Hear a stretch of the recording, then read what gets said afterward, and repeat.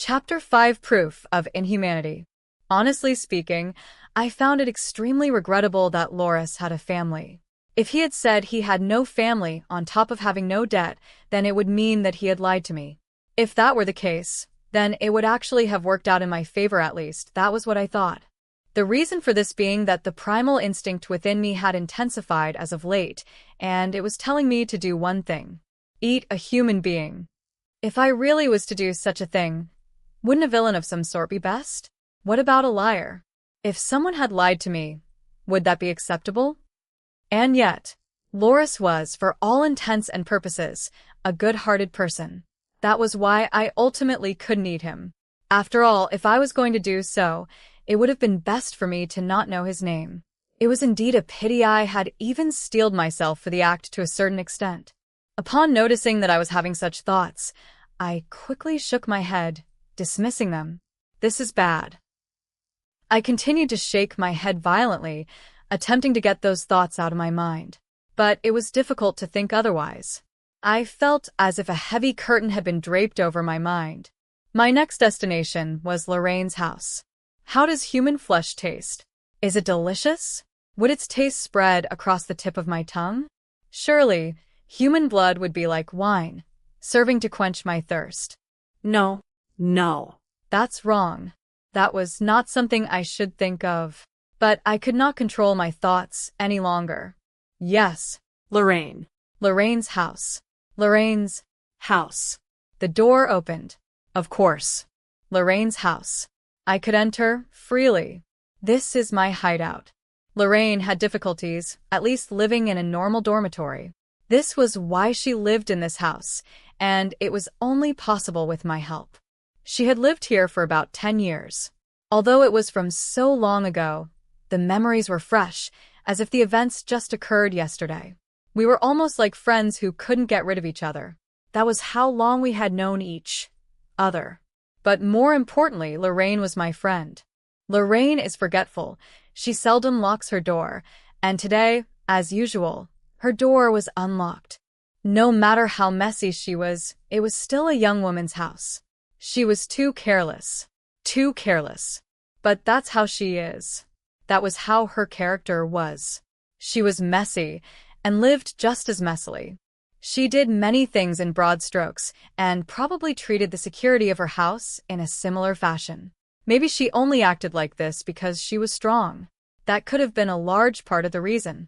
No one would simply attack a silver-class magician out of nowhere, and Lorraine herself was well aware of that. Even if she was faced with the bulliest of hooligans, she would not be in too much danger. Yes, she knew that.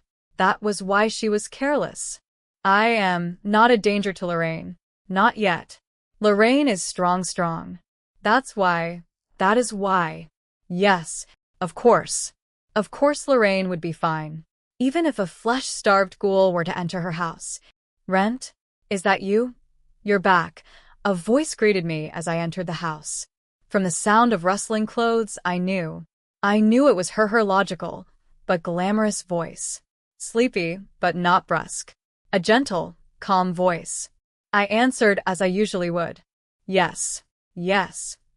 I see. You were off exploring in the moon's reflection today, weren't you? Was the dragon there? No. Barely keeping up with her banter, I slowly approached Lorraine. As I got closer, I could make out her silhouette. She was sitting on the sofa. Lorraine. A heavy-looking book was on her lap, but her eyes, her gentle gaze, looked straight at me. This strange feeling. I was a ghoul after all. I was not human. I was the enemy of humans. But then, this woman. Rent? Is something wrong? You don't seem to have much to say.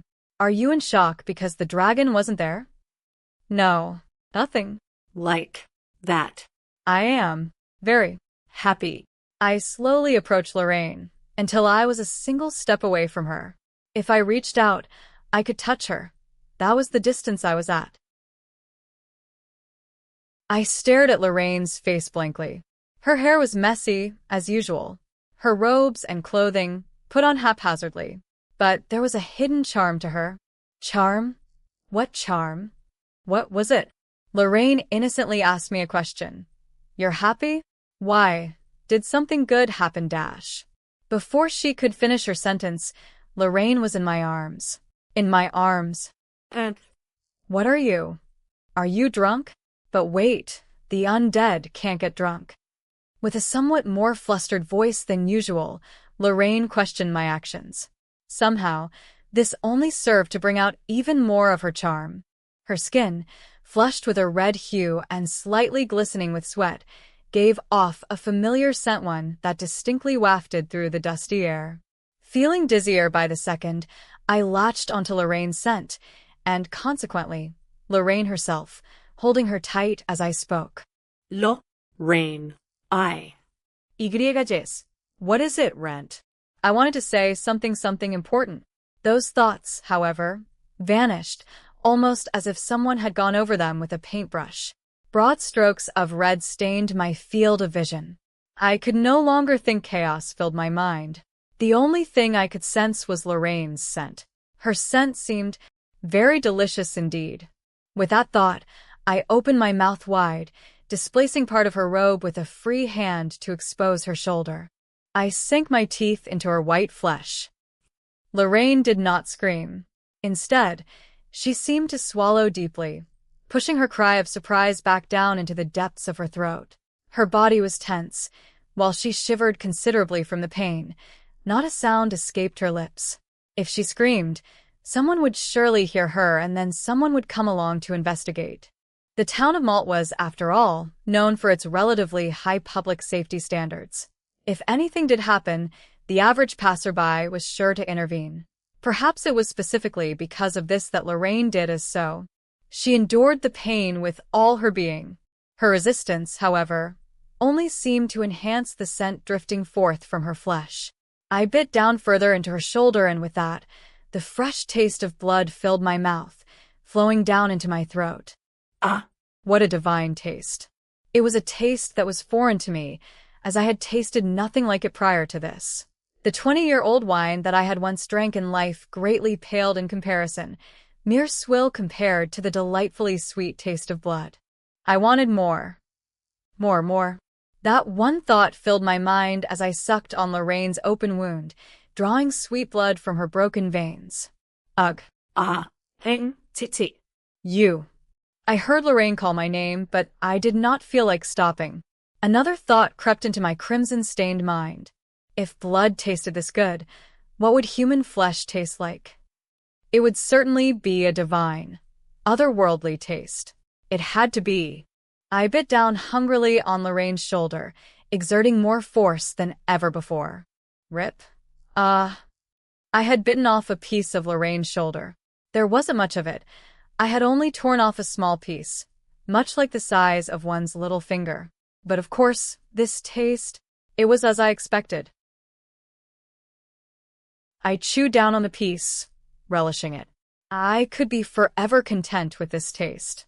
This was all I needed, such was the intensity of its flavor. But there wasn't enough of it.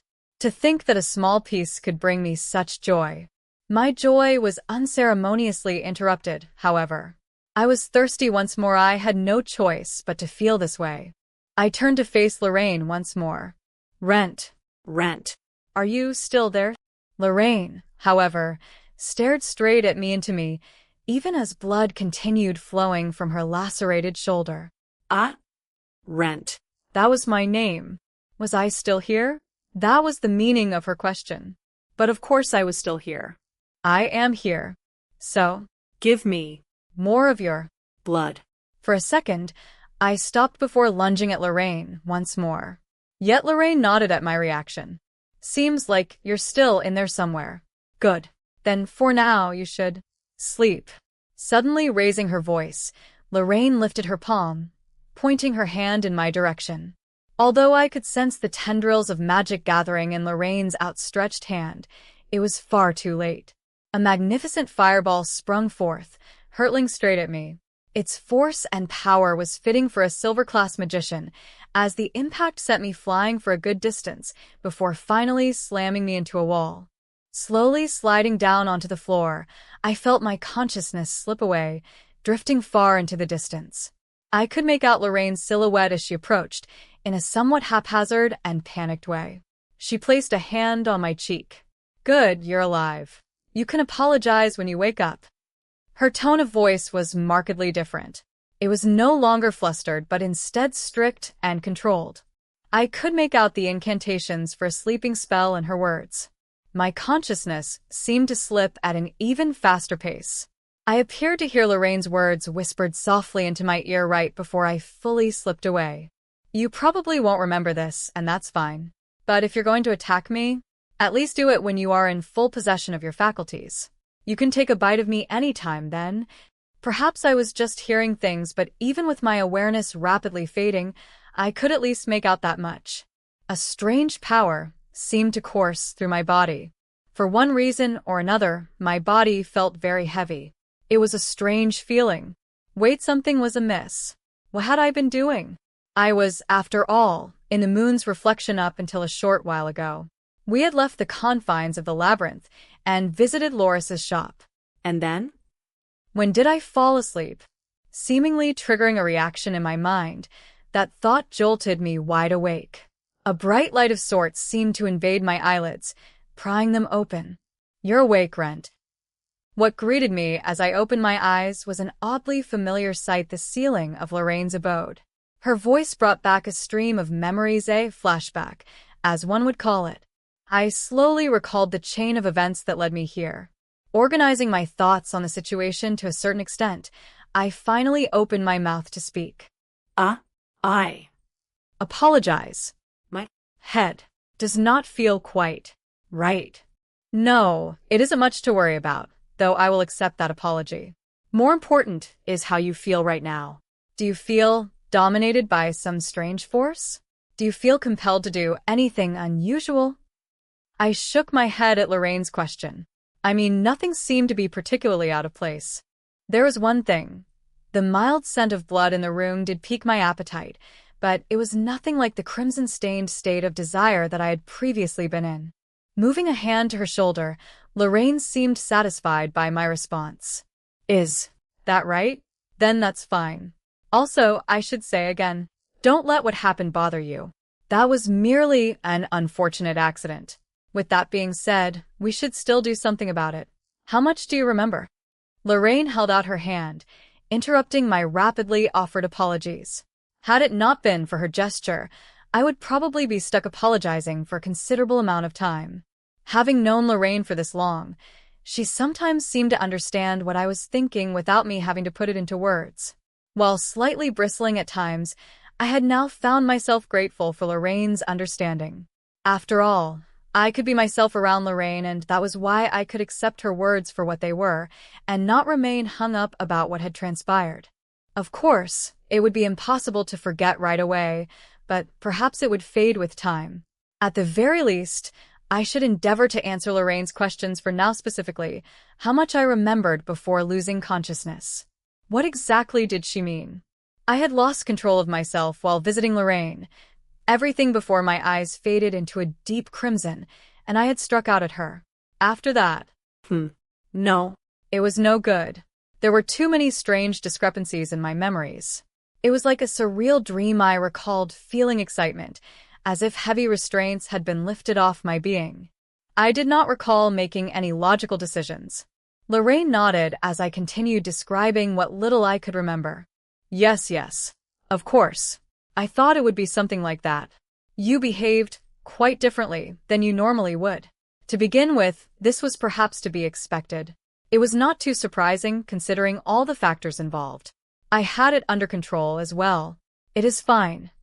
Finding myself lying down on Lorraine's sofa, I asked her for an explanation of the events that had transpired between now and then. Lorraine, who had been seated next to me the whole time, offered a plain response. There isn't much to talk about. When you got home, you suddenly attacked me, and I sent you flying with a spell. I aimed well, you know? Although that probably would not have hit you as you normally were. Was that true? Despite her appearances, Lorraine was a skilled individual. Unlike how she was before, she could now easily explore the average labyrinth by her lonesome. I didn't think dodging her magic would be a trivial feat. Lorraine continued, as if reading my mind. Well, maybe that would be the case if I were fully prepared for the situation. I was caught unaware and panicked, you know. Under normal circumstances, I would never approach a monster up close. You know, I prefer to attack from afar after observing them from a distance. Since you were that close, even magic was difficult. It was a desperate move to suddenly compress a large amount of magic into a concentrated blow, you see. And, well, it worked, so I have no complaints. Despite her words, Lorraine did seem shaken. Although she appeared calm and analytical about the situation, any normal girl would at least be somewhat unsettled when a close friend suddenly turned on them, violently at that. But Lorraine hid this as best as she could, perhaps out of concern for my well-being. I thought I would make sure. Do you feel all right? Any problems anywhere? I wanted to tune down the spell's output, but I don't really have much experience in that field. It was too sudden. Do you feel any mortal wounds or the like anywhere? If anything, I actually felt somewhat better than usual. Lorraine seemed relieved at my conclusion. I see. That's a relief, then. Even so, you still need your rest. You've only just recovered, after all. Take it easy for today. I will. Clean up the rumac.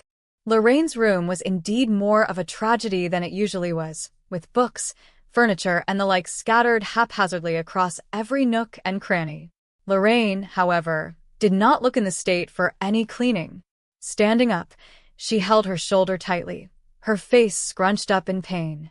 I wasn't thick-headed enough not to understand why she was behaving in this way. It was the wound I had inflicted upon her.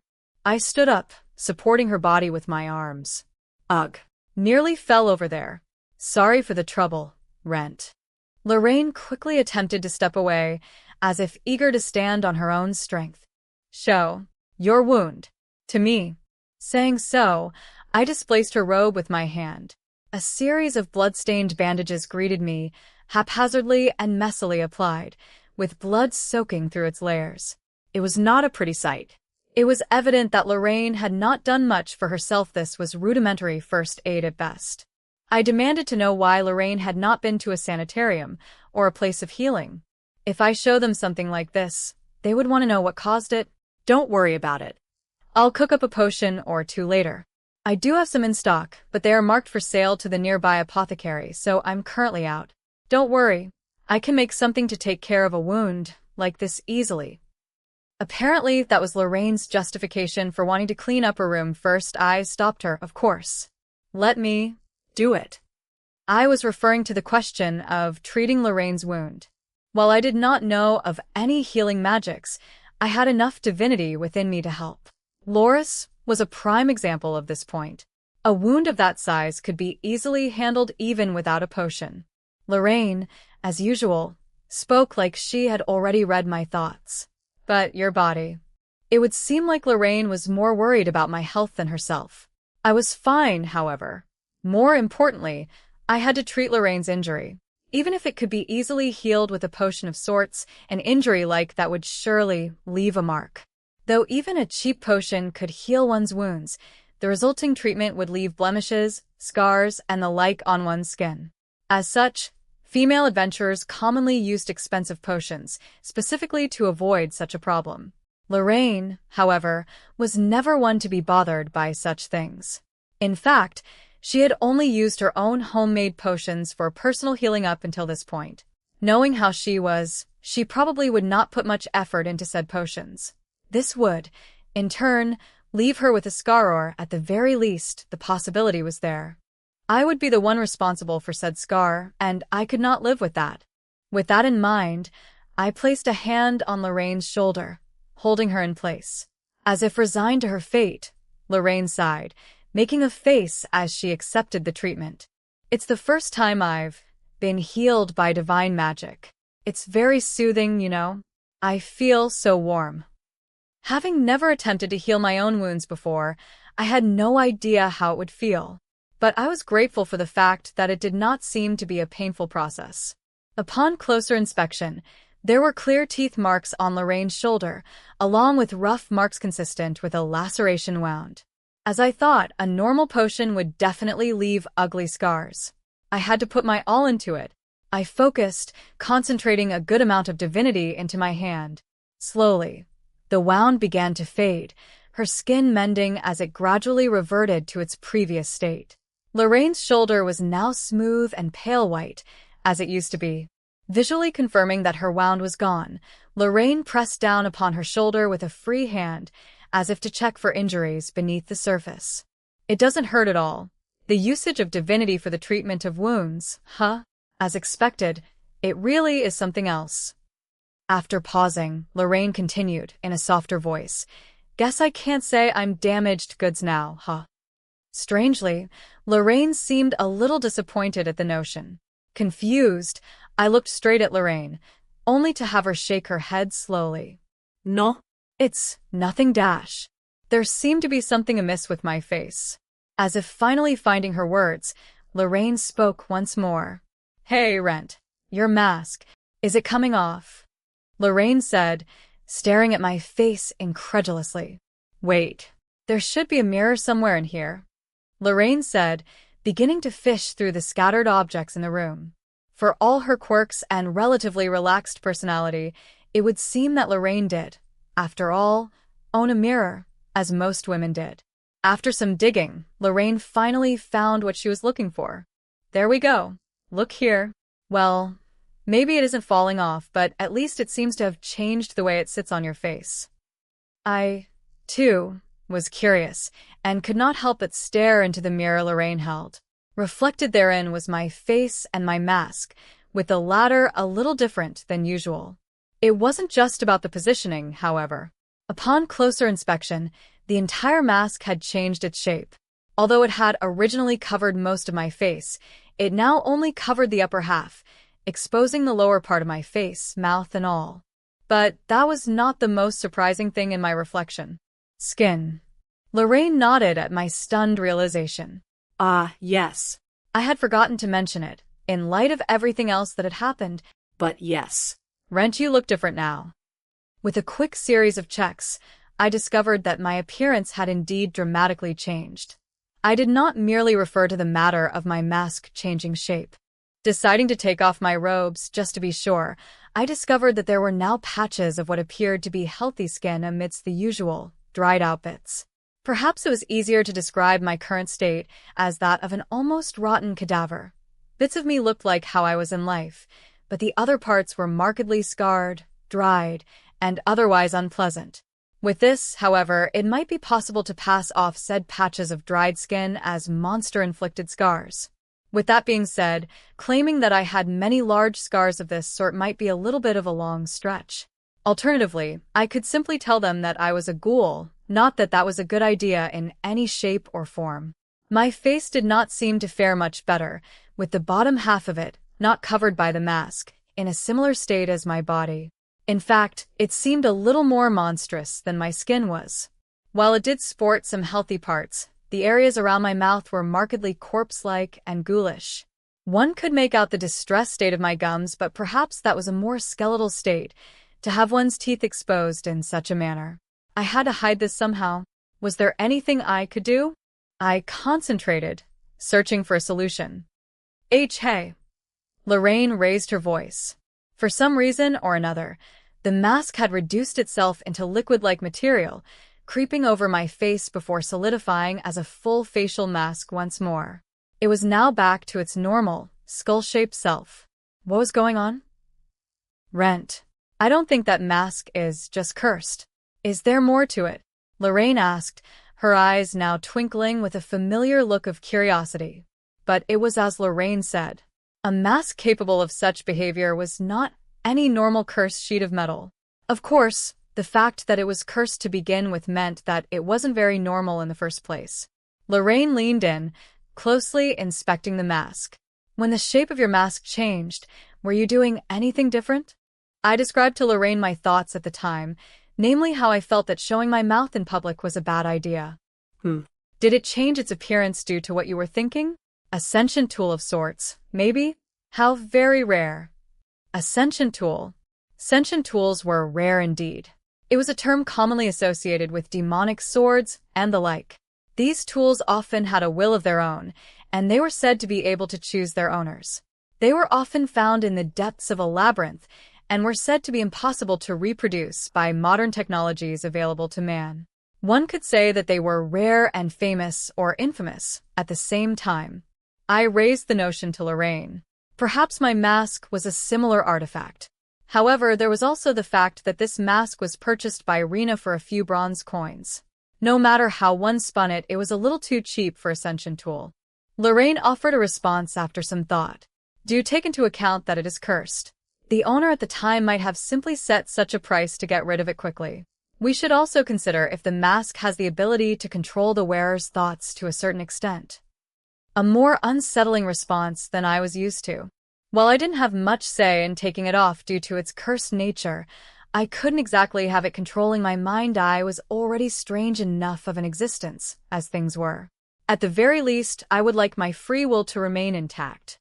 With that being said, it did not feel like I had been controlled at any point in time since my awakening as a skeleton.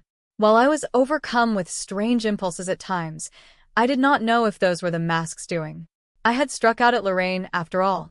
But Lorraine seemed more interested in the mask and continued to observe it as I remained silently in thought. You know, if it can change its shape by merely thinking about it, doesn't that mean you are already capable of taking it off? Lorraine's words did make sense. Convinced that it was at least worth a try, I began thinking about taking the mask off. Unfortunately, the mask remained unmoving and was still very much stuck to my face. Can I try taking it off? Go ahead. As expected, however, the mask was not very receptive to Lorraine's efforts, seemingly glued to my face. Lorraine wasn't exactly short on strength, either. Although she was probably a little weaker than a soldier or a typical male adventurer, she was an adventurer like them as well. Lorraine should have had more than enough strength to take my mask off at least, if it were a normal mask. In other words, my mask still seemed resolutely stuck to my face, and it was not going anywhere anytime soon. No good. Could you maybe think of changing its shape again? I nodded, picturing a different shape for the mask in my mind's eye. As if on command, the mask changed, once again only covering the upper half of my face. Could you try any other shapes? While I went on to picture a variety of shapes per Lorraine's instructions, the mask seemed to only assume 3 general forms. It either covered my entire face, the top half, or the bottom half. Though it could take other, more creative shapes, it would end up returning 2 of the 3 prior mentioned states in less than a minute. It also seemed capable of changing its design and ornamentation. So, you can freely shape it, but you cannot take it off. How very strange. Well, it works in your favor, doesn't it? Your face is still somewhat close to that of an undead, you know, Lorraine said, apparently satisfied, nodding as she did so. As she had stated, my humanity would be called into question if anyone got a good look at the lower half of my face, not that I was human in the first place. My body was unfortunately in a similar state. If I showed them how I looked, the average townsperson would surely question why I was even able to move, if only due to the fact that the blemishes on my skin were not just wounds, some bones were still visible underneath my dried flesh. There was also the question of blood or lack thereof. My wounds did not bleed. Taking all that into consideration, however, I did prefer this form greatly, at least, more than my last one. I was human at a brief, cursory glance. I suppose that was where I currently stood on the scale. That wasn't the only thing that changed, however. Is my voice strange? Oh, yes. It seems a lot smoother now, to the point where I cannot help but see it as a little strange. Maybe I just have to get used to it. I don't know, but it does feel easier to speak. I was very grateful for this. The bigger question that filled my mind, however, was what brought about this change in the first place. Did I do it? Existential. Evolution. Lorraine nodded in response to my question while I continued to examine myself. It would seem to be the case. Is it because you have been defeating monsters in the labyrinth? I did mention to Lorraine that I was headed to the labyrinth of the moon's reflection, hence her assumption. But I shook my head. I don't know about that. It is true that I did fight some monsters, but when I had evolved into a ghoul, I evolved immediately after I defeated them. Comparatively, you only evolved this time after you got home. If we were to pinpoint the differences, did you evolve after defeating me, or something else along those lines. You jest. There was no defeating done by me. Although I had attacked Lorraine, she did send me flying into a wall with a well-placed fireball. That seemed to be a definite loss. I suppose. More accurately, it was I who defeated you. But more importantly, oh, yes. You ate my flesh and drank my blood. Perhaps that was the reason. Lorraine's statement was shocking, to say the least. I widened my eyes in response, but Lorraine simply continued her explanation. Think about it. It's not as outlandish as it seems. If I had to say, judging by your current appearances, you seem more of a vampire's thrall than a simple ghoul to me. At the very least, you would be some sort of monster under the command of a vampire. Consequently, that ranks you somewhat lower than a lesser vampire in the monster hierarchy. A thrall.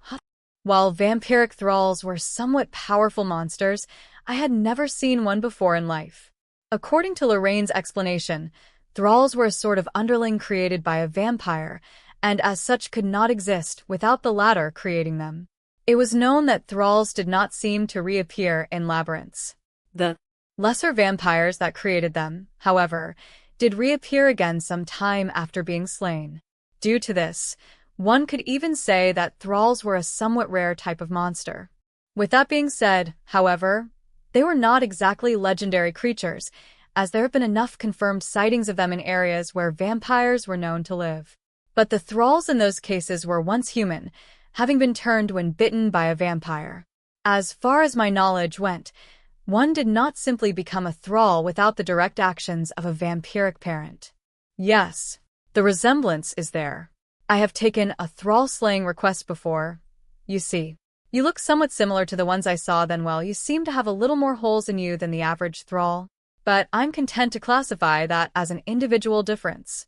Lorraine was ultimately a scholar well-versed in the characteristics of monsters. If Lorraine said I was a thrall of some sort and had previously seen similar creatures in person, I had no reason to doubt her claims. However, I had not been bitten by a vampire at all, so it was difficult to understand the reasons for my evolution. For one, a ghoul evolving into a thrall was unheard of. Thinking so, I raised my concerns to Lorraine. Can one become a thrall just by existential evolution? Lorraine did not readily have an answer for me, slowly shaking her head instead. As I have mentioned before, few records exist on the topic of existential evolution. It is still being researched across the lands as we speak, so there is no adequate gauge for what is normal and what isn't. Yours is a special case at least. I think it's a special case. There are no precedents available. I cannot give you an easy answer. It was as Lorraine said, even a monster scholar like herself had no answer for me. It was probably impossible to so easily understand, and it was very much a troubling thing to think about, indeed. I held my head, attempting in vain to make sense of the situation. Sensing my despair, Lorraine offered some words of consolation. Well, I wasn't exactly playing around while you went exploring in the labyrinth. I was thinking about quite a few things myself. If you would like my observations up until this point, I could give them to you. How about it? Such was Lorraine's casual offer, of course. I had no reason to refuse. I, of all people, understood that even a mere hypothesis from Lorraine could be a vastly useful piece of information. I wasted no time in communicating my interest to Lorraine. All right then, I'll tell you about it. Even if you had refused, I would have simply kept talking either way, Lorraine said, a smile creeping onto her features. Now, where should I start? Perhaps it would be easier to understand if I went over all the events that have occurred, starting from the beginning of your evolution. While I was not present to witness it. Rent, you were a skeleton at first, yes? Yes. I wanted to show you, but there was no way I could return in that form. But no matter how you put it, I was a skeleton. It was quite surreal, looking at my own white bones. Lorraine, momentarily stunned at my recollection of my time as a skeleton, quickly regained her composure. And from there, you evolved into a ghoul? Yes. You have seen me as a ghoul, so you know. Yes, of course. It was quite a strange feeling to see you like that. Very interesting. Well, that's enough of that. More importantly, my observations on your evolution. Don't you think that you evolving from a skeleton to a ghoul in and of itself is a strange thing? I could only cock my head at Lorraine's sudden question. Understanding that I did not comprehend the deeper meaning of her question, Lorraine continued her explanation. That is to say, existential evolution is the process whereby a monster becomes a stronger version of itself. One could describe it that way loosely, at least. Perhaps the truth is vastly different, but for now we shall work with this. Are you still with me? Yes. Well, then, think about it. Are ghouls stronger versions of skeletons? I could not help but notice the discrepancy now that Lorraine had pointed it out. The books I had read in Lorraine's abode all mentioned that skeletons evolved into ghouls, and I had accepted that as truth. Up until this point, I had not put much thought into it. Skeletons, however, had quite a few variations, many of them stronger than their basic, unarmed form. In fact, the giant skeleton that I had fought prior to this was a good example. Other notable models included skeleton knights, or the weaker skeleton soldiers. If that was the case, if a skeleton really were to undergo existential evolution, would it not evolve into a soldier or knight? That, at least, seemed to be the most natural path.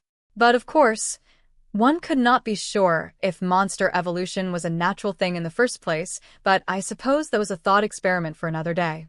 Once again, I offered my thoughts on the matter to Lorraine, who promptly nodded. Yes, it is as you say.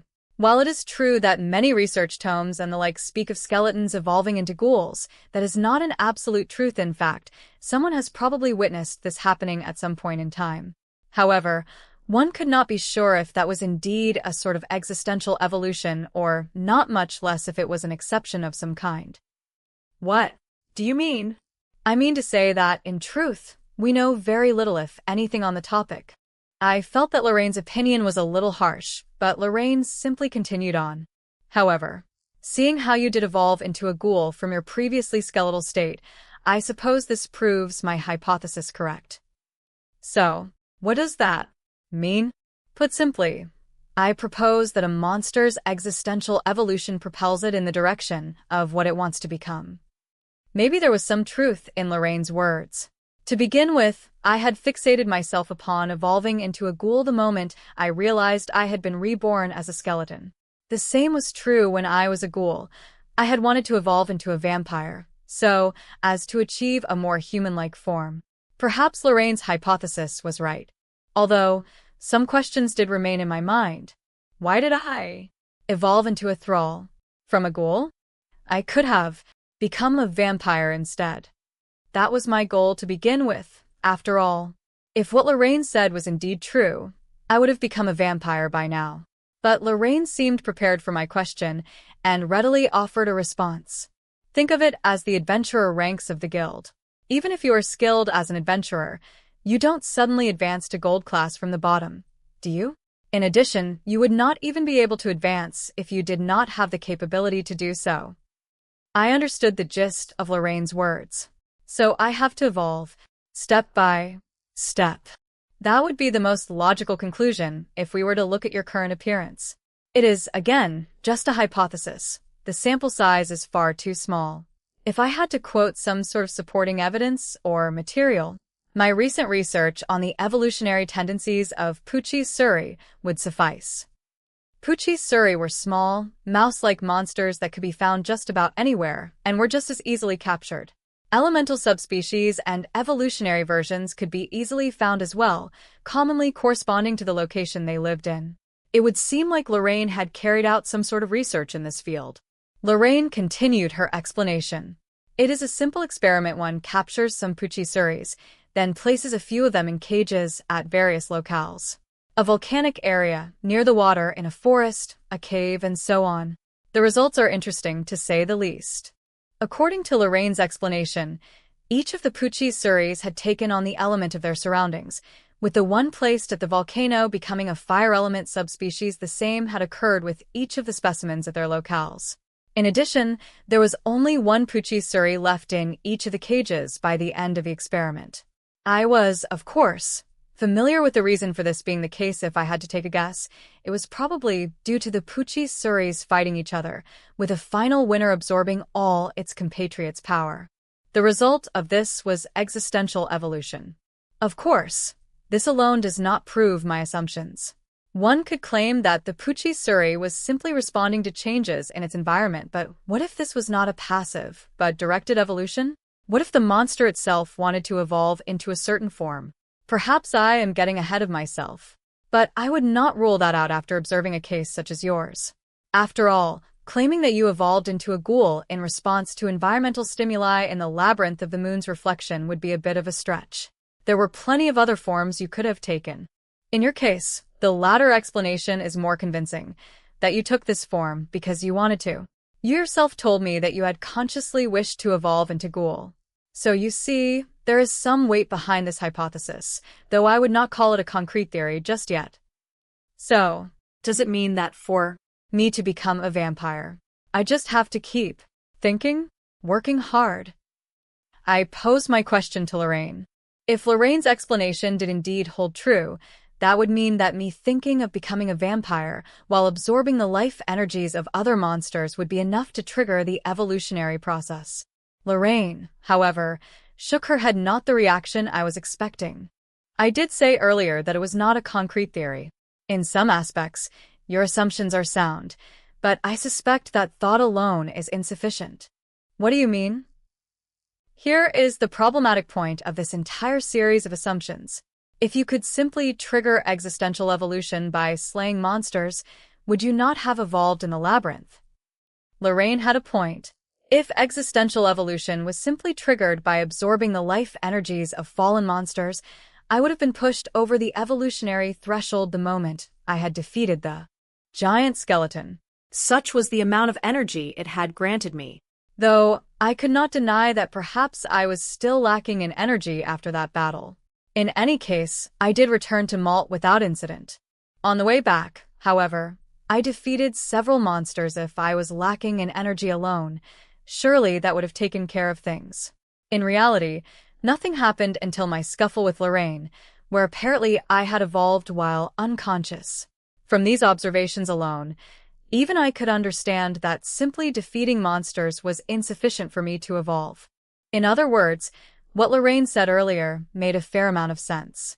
Maybe then, me eating your flesh and blood was the reason. Indeed, I did come to that conclusion after some thought. There were no other variables in the equation.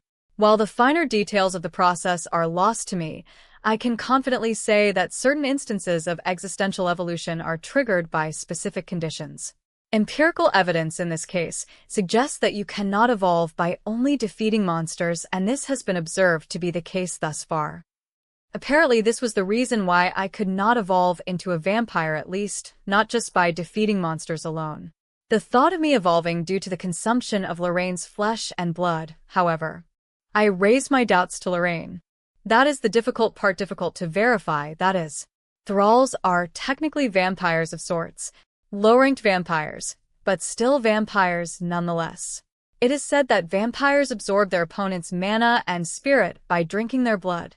While a vampire would not die if it does not drink, it would be significantly weakened.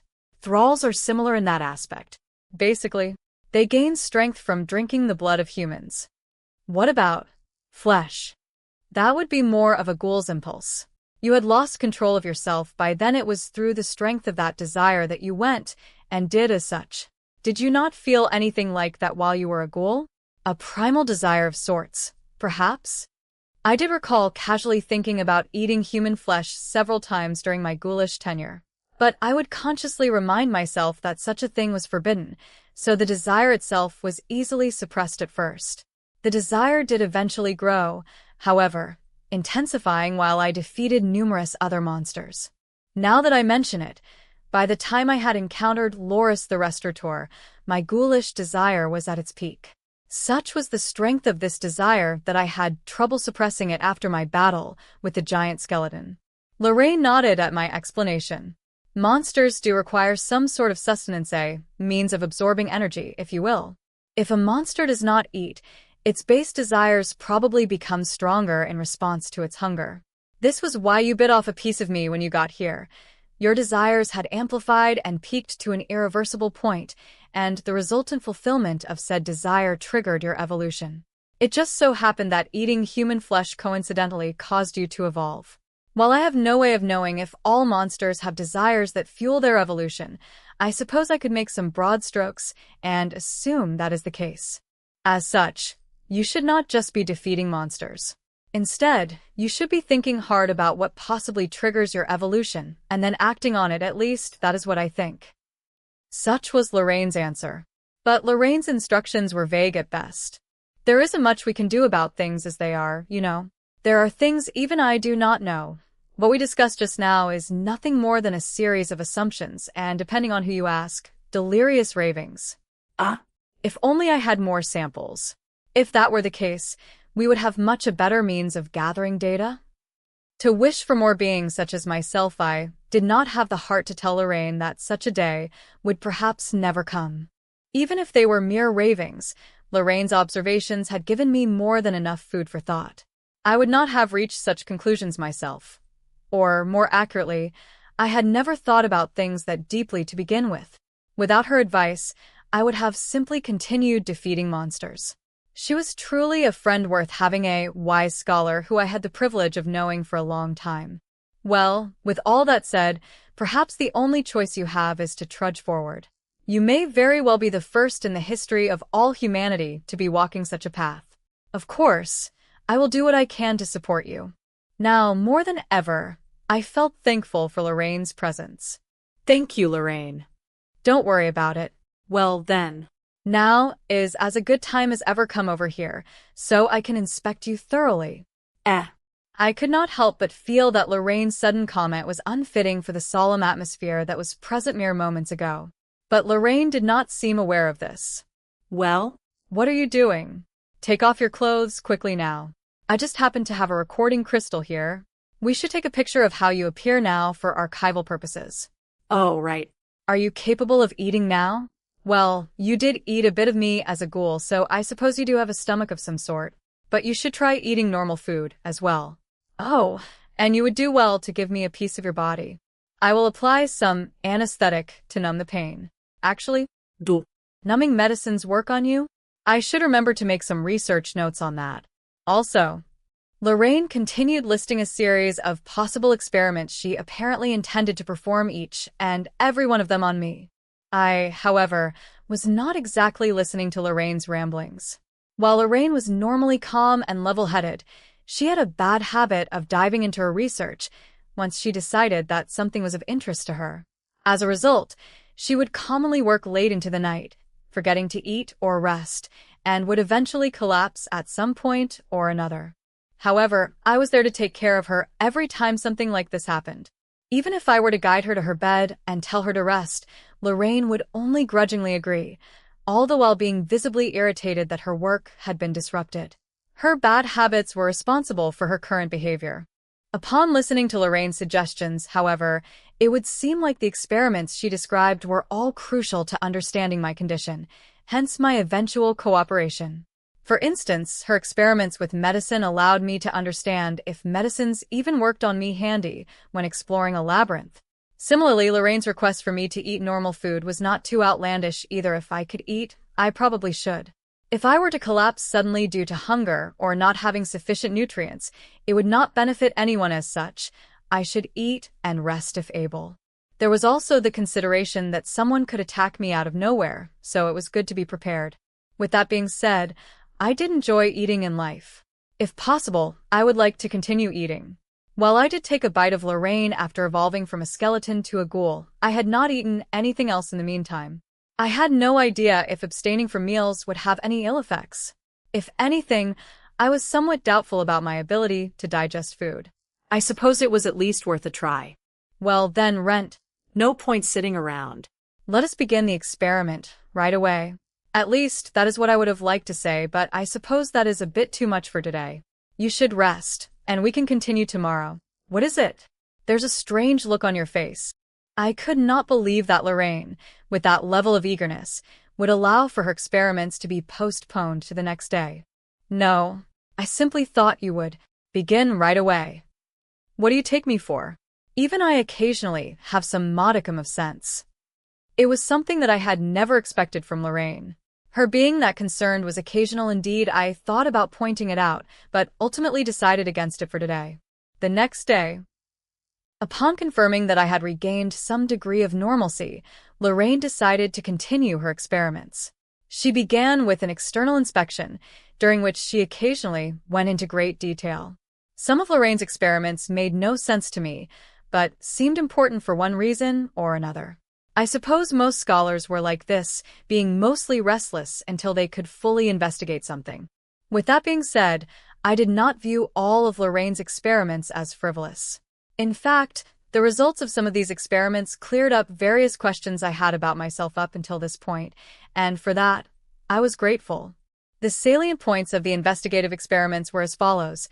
I could apparently eat normal food, and curative potions, for some reason, also worked on an undead like me. In addition, certain points were completely nullified by the unique nature of my body.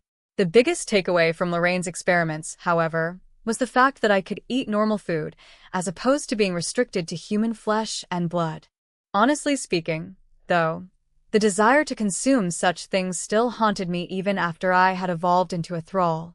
I suppose the desire for flesh was a ghoulish impulse after all. My desire for blood was now far stronger, and I found myself desiring it more than ever. More accurately speaking, I seemed to be able to smell blood in the veins of humans around me. From the smell alone, I could discern the general direction, age, gender, and state of health of human beings around me. Perhaps this was to be expected, with the unexpected part being the fact that it smelled so delicious to me. In particular, I found myself lusting after the blood of healthy young women. I couldn't help but think of the negative implications of this development. It would be problematic if I felt this lust all the time. As such, we ended up conducting experiments on how to reduce its intensity. The results were somewhat promising, as consuming regular food seemed to reduce its hold over me. In addition to that, Lorraine was generous enough to provide small amounts of her blood, and that usually had a profound effect on my craving, dispelling it for some period of time. The contrast between the two sources was surprising. However, I had to eat at least 3 times as much as an average grown man to sate my hunger. A single drop of Lorraine's blood, in comparison, immediately made me feel full and revitalized. Although it would be more cost-efficient to drink Lorraine's blood in this scenario, I could not bring myself to ask her for a constant supply. Lorraine, however, interrupted my thoughts with a few statements of her own. Looking at the results of the experiment, it would make more sense if you drank fixed amounts of my blood at regular intervals. For now, I will leave you with a bottle's worth of it. The bottle has preservation magic woven into it. In any case, if you run out, just let me know, Lorraine said, casually handing over the bottle to me. I felt that a whole bottle's worth of blood was a bit much, but as Lorraine said, I only required a single drop at a time. Thinking about it logically, this bottle would last me for at least a month if properly rationed. The problem, however, lay in the effectiveness of the preservation spell. According to Lorraine, it would only last a week, whereupon I would have to ask her to refresh it once more. Taking into account that preservation magics were not absolute in what they did, Lorraine's provided supply could not exactly be kept fresh forever. It is perhaps serendipitous, then, that the average preservation period of foodstuffs and the like were about a month in length, just the right amount in this case. But with that said, there was another problem in regards to this arrangement. It was unhealthy for Lorraine to provide this amount of blood on a regular basis. I made a mental note to be cautious about rationing my blood supply. On that note, however, it was undeniably strange for one to be thinking of drinking another's blood, let alone drinking it cautiously. At the very least, it was not something the average human being would do, and my head hurt as I thought about the implications of such an act for my already thinning sense of humanity. I suppose it was important to ensure that my fading sense of humanity did not deteriorate any further. Eating regular meals helped in that regard, at least. Lorraine's experiments also explored my resistances to poison, with her administering increasingly more venomous poisons into me. Interestingly, I did not seem affected by any of her concoctions. We progressed in a somewhat haphazard way, armed only with the knowledge of Lorraine's poison-cleansing spells should something go wrong. As a last resort, I could even use my divinity to nullify any detrimental effects. Thankfully, however, we managed to finish our experiments without having to resort to either of those means. With that, Lorraine declared I was probably immune to most types of poisons. Perhaps poisons just don't work on dead bodies very well? Lorraine's guess was as good as mine. If she had no idea, I wouldn't know any better. But if that really were the case, curative potions of any kind shouldn't work either since my body was dead. Regardless, I suppose it was fine to go along with Lorraine's deductions regarding my resistance to poisons. After all, reports of certain humans being resistant to poisons were not exactly unheard of. In that regard, I, too, was not as abnormal as I seemed to be. Given the nature of the rest of my body, however, that declaration might be a bit of a stretch. Lorraine turned to me, all her experiments finally finished. Well, then, I'm going to take some time to process all the data we have retrieved from our experiments.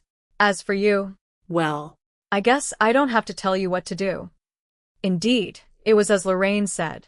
I had already decided upon what I had to do next, namely, to somehow attempt an evolution into a form that looked vaguely human. If possible, I would like to become human again. If existential evolution did indeed steer an individual towards its desired form, would this not be possible for my case? I did not hold the answers I sought. Lorraine, for her part, did not have a concrete answer for me, either.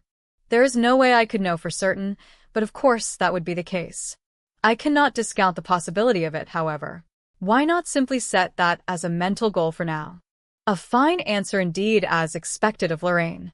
I supposed I should follow her advice and do exactly that. I decided upon a new mental goal. It would be a good interim goal, at least. In order for me to fulfill that goal, more labyrinth exploration was necessary. Do you think this sword can still be used? Saying so, I pulled the sword Clope had loaned to me from its sheath. That's quite somewhere you've got on the sword's blade. You should know better than I do that it would not serve you well, if at all, in its current state. Repairs would definitely be required. I Thought as much. The sword's condition had apparently deteriorated dramatically at some point in time during my previous adventure, despite having just been loaned to me. Clope would, without a doubt, be very upset.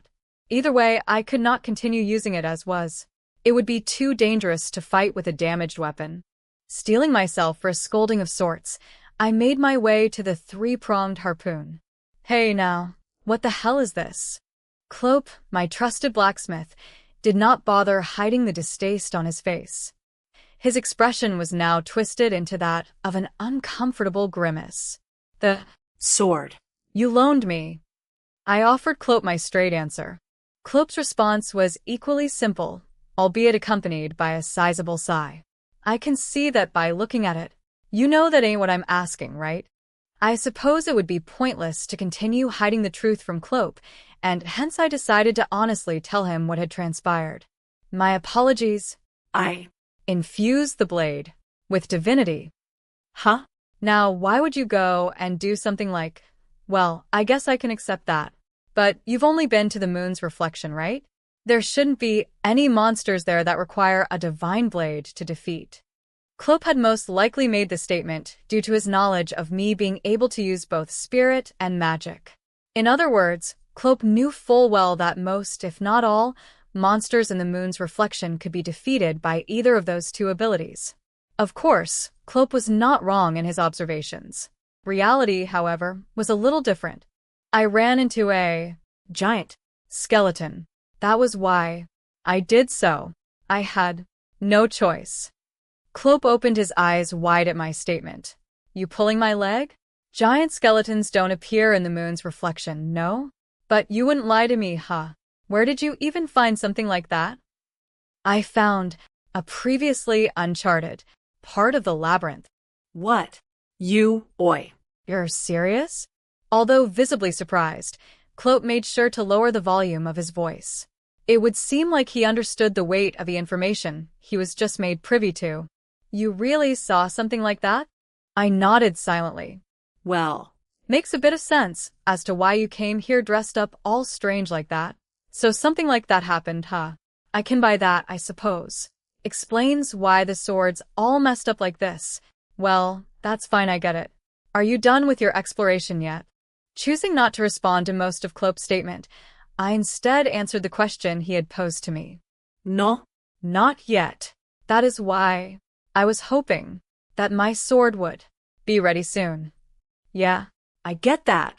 but see here, there's no way I can get your sword done that quickly. It's an order-made piece, you know. Instead, I'll hand over another loner-one that's a little better this time. I had made this trip hoping that Clope had somehow already finished my order, but I supposed he needed a little more time. Nodding, I gratefully received the sword Luca, Clope's wife, had chosen and handed to me. It was apparently capable of handling fair amounts of spirit and magic, just like its unfortunate predecessor. Satisfied, I exited the store. Thump. Upon leaving the shop's doors behind, I felt a blunt impact square on my head. More precisely, the impact was absorbed by my mask. Regardless, it would seem like I had bumped into something. But of course, something like this was not enough to dislodge or even damage my mask. It was sturdy to the point of annoyance, being impossible to take off to begin with. Taking a good look at the space before me, I realized that I had bumped into a man. Specifically, he was a man clad in silver-white armor. One would almost instinctively say that he was a knight of sorts. While I did not hold any grudges against the knight in question, his appearances suggested a somewhat rigid, if not righteous, upbringing. If anything, he looked intimidating in his own way, so I decided to depart from the area as soon as possible. As such, I lowered my head, not saying a word as I continued on my way. My apologies. Are you injured? Now that the knight had spoken to me, I had no choice but to respond. No. I am fine. What about you? Oh, don't worry, I'm quite all right. On another note, from your appearances, good sir, would you happen to be an adventurer of some sort? I once again had no choice but to answer the knight due to his sudden changing of subjects. I nodded as I offered my response. Upon hearing that I was an adventurer, the knight looked at me with a serious expression. Well, then, I would like to ask, I am looking for an adventurer in this town, a young girl with blonde hair and eyes of sapphire. She goes by the name of Rena. Have you perhaps heard of her? Of course I remembered that name. Rena was none other than the adventurer who had originally helped me when I was stuck in the moon's reflection. I couldn't help but wonder what Rena was up to now. Ever since then, I had taken great care to not stand out while I was walking around the streets of Malt, and I had not run into Rena up to this point. As such, I had no information on her current whereabouts, either. Did she find other adventurers to party up with in the end? Or was she still going at it alone somewhere? With her level of skill, the guild would have no problems recommending her tune party or another. At least, that was what I thought. That aside, there was the issue of this armored, knightly man before me. His blonde hair, blue eyes, and polished appearance all came together to form the ideal image of a knight from a fairy tale. Well, To start. who are you? I had to ascertain the nature of this person before giving him any information, and the first thing I needed was a name. The knight, seeming surprised for a moment, quickly offered it politely. Oh, of course. I beg your pardon.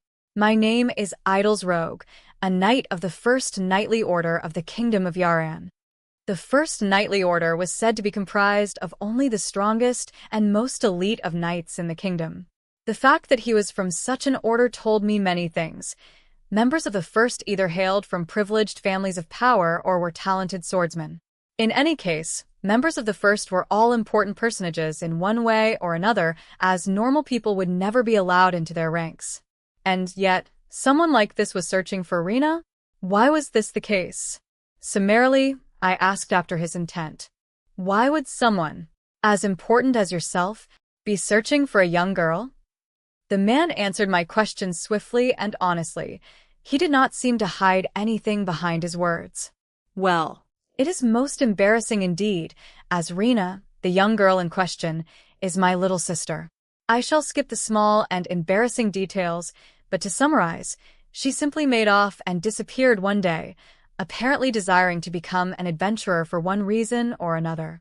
I have arrived in Malt after receiving eyewitness reports of someone who somewhat resembles her, hence my question. Then, does this Rena call herself Rena Rogue? I would suppose that to be the case. Would you happen to know of anyone by that name? I asked around prior to arriving here, but the guild cited laws on information privacy and wouldn't tell me a thing. A knight asking around in a tavern would be a strange sight indeed. Hence, it would seem like the knight in question, in search of Rena, had visited smithies and other locations that adventurers frequent, eventually even asking the customers in said establishments. Even the Adventurers Guild would not be able to deny a request from the kingdom itself. This man, however, apparently did not invoke such rights, and had simply nodded and left after being denied the relevant information. If one were asking in a personal capacity, though, the Adventurers Guild would certainly not hand over private information so easily anyway. This was somewhat natural considering the fact that many members of the guild had one thing or another to hide. By extension, there was no shortage of adventurers who wanted to keep their pasts hidden. Taking all those factors into consideration, I casually delivered my answer. I have not heard of anyone by the name of Rena Rogue. Is that so? That is most regrettable. If, by any chance, you do come across her in the future, I would be much obliged if you could contact me. I will, due to some other arrangements, be staying in this town for a certain amount of time. I have even taken some time off from my duties at the First Knights. But with that being said, it is not a long period of absence. I hope I can meet and speak with her at least once before I return. With that, the knight gave me the address of the guest house he was currently checked into before walking through the doors of the three-pronged harpoon. Perhaps he had similar questions for Clope as well. Idols gave off a somewhat sad aura, his being seemingly enveloped by a blanket of solitude and loneliness. Be that as it may, I could not simply give away Rena's personal information without her consent. Taking everything into consideration, the Rena that I had run into was unmistakably the person Idols was searching for. I could say this with confidence, having spent most of my life in Malt.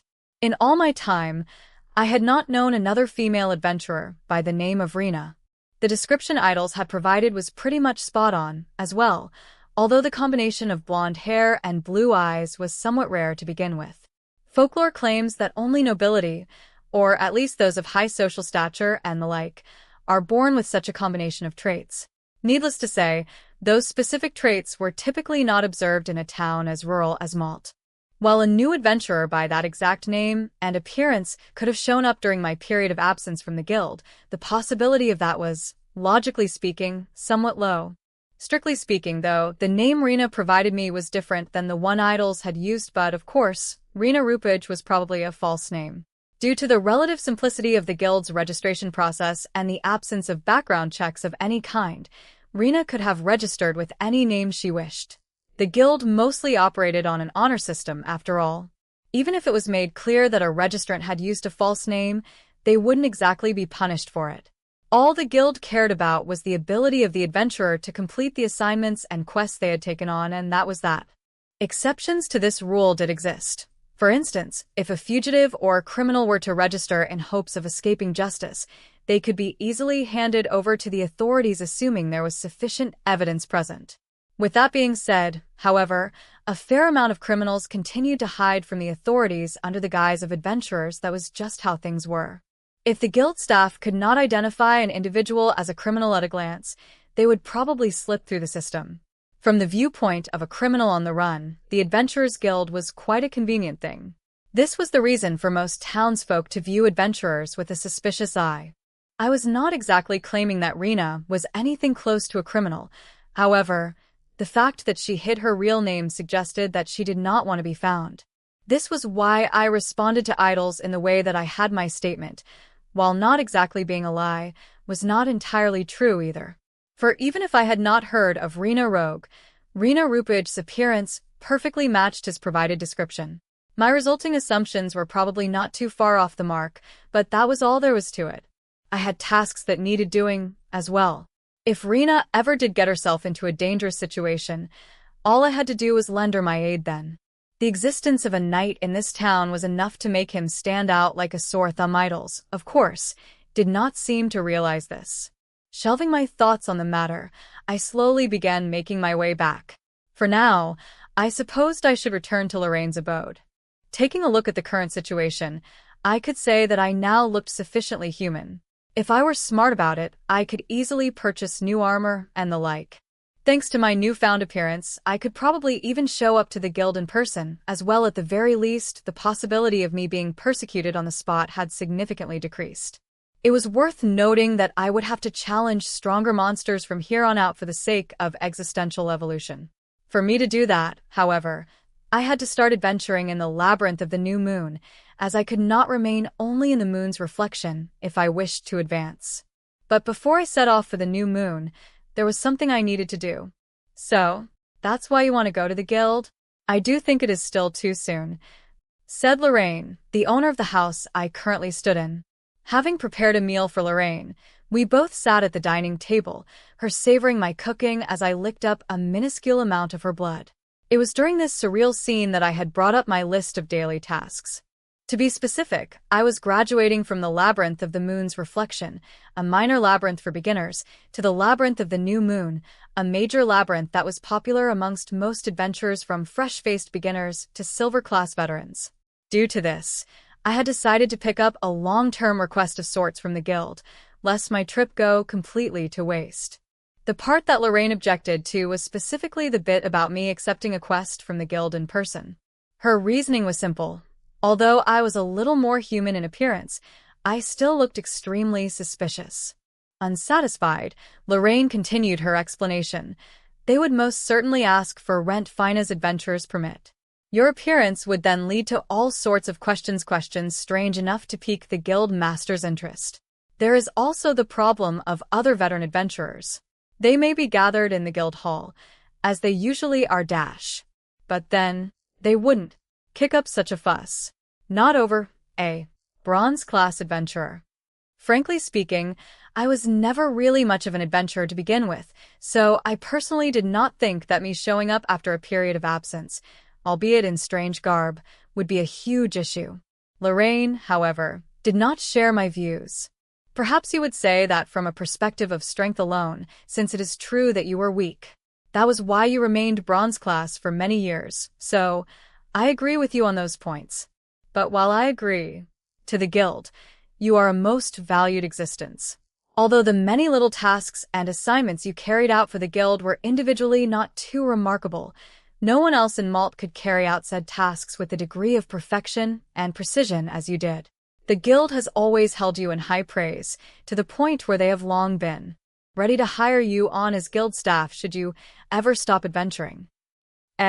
Is that so? You must be joking. I was, honestly speaking, surprised at Lorraine's words. While it was true that I had run many errands and such for the guild, I did not think my actions to be significant enough that the guild would want to hire me as a staff member. I could not, after all, simply live so complacently, thinking that my future was secure. Before I would even think of such things, however, I once again stated that I had no intentions of giving up my life as an adventurer. It was unthinkable. I tell the truth, you know? Humph. That's fine, then. Either way, as long as you remain who you are as of now, going to the guild would be most dash. Lorraine paused halfway through her sentence, shaking her head this way and that, before starting to mumble to herself. As long as I remained who I was. If rent was rent, if rent was not rent, then maybe there is a way through this. Such was the nature of Lorraine's mumblings. She looked up, finally done with her monologue. What she said next, however, was not what I expected, and was incredibly surprising, to say the least. Rent. If you absolutely must accept assignments and quests from the Adventurers Guild, against all odds, then register again. With the guild, I mean. Change your name. Register not as Rent Fina. Well, it isn't easy to tell people apart by their first names. You just have to change your family name to something else, and register under that new name. Unable to understand Lorraine's sudden proclamation, I sat as Lorraine began offering a slower, more detailed explanation, listening patiently as she did so. Oh, how nostalgic it was to once again walk the halls of the Adventurers Guild, and yet little had changed since the last time I was here. Realistically speaking, not much time had passed since my last visit. I had, however, thought that I would never see Malt, let alone the guild, ever again. Hence, I somehow felt moved to a certain extent as I set foot in the familiar building to the point where I could start shedding tears. Whether thralls had functional tear glands was another question entirely, one that I did not currently have the answer to. To find out, I stood still, opening my eyes for a solid 30 seconds without blinking. My eyes, however, did not feel any different or any more moist. They were, after all, dry from the beginning. Perhaps it was to be expected that no tears fell from my eyes. Passing adventurers glanced at me. They must have thought it strange that someone would stand still at the guild's entrance for an entire minute. Panicking, I quickly moved out of the way, making a beeline for the receptionist's counter as I mentally reminded myself to accomplish the task I came to do. Excuse Me. Yes? How may I help you today? I came face to face with yet another sight for sore eyes as the receptionist looked up from her counter. Her face provoked a deep sense of nostalgia in my being. Sheila Ibarshi had worked at the Adventurers Guild for about half a decade now, and was a seasoned member of staff who had become familiar with all the inner workings of the guild. To think that she was only a new trainee when I first met her. I thought back to how she had been assigned to me as my supervisor back in the day by the guildmaster. Nostalgic indeed. Although it felt like I would start crying once more, this dried-up body of mine simply did not have any tears to offer. Reminding myself once more of my current condition, I stated my business to Sheila. I would like to register as an adventurer. Oh yes, registration. Please fill out these forms right here. You may leave certain parts blank if you cannot fill them in for any reason. With that, Sheila handed me a sheaf of rough-looking papers. These papers hailed from a certain country specializing in the export of magical scrolls and the like. The guild could apparently obtain said paper at a cheaper rate. Smoother, more high-quality paper was used for important documents issued by governmental organizations. As a result, the higher cost of higher-quality paper made it a rare sight. I did, however, recall seeing some pieces of it scattered carelessly around Lorraine's abode. As instructed, I began filling out the form in question.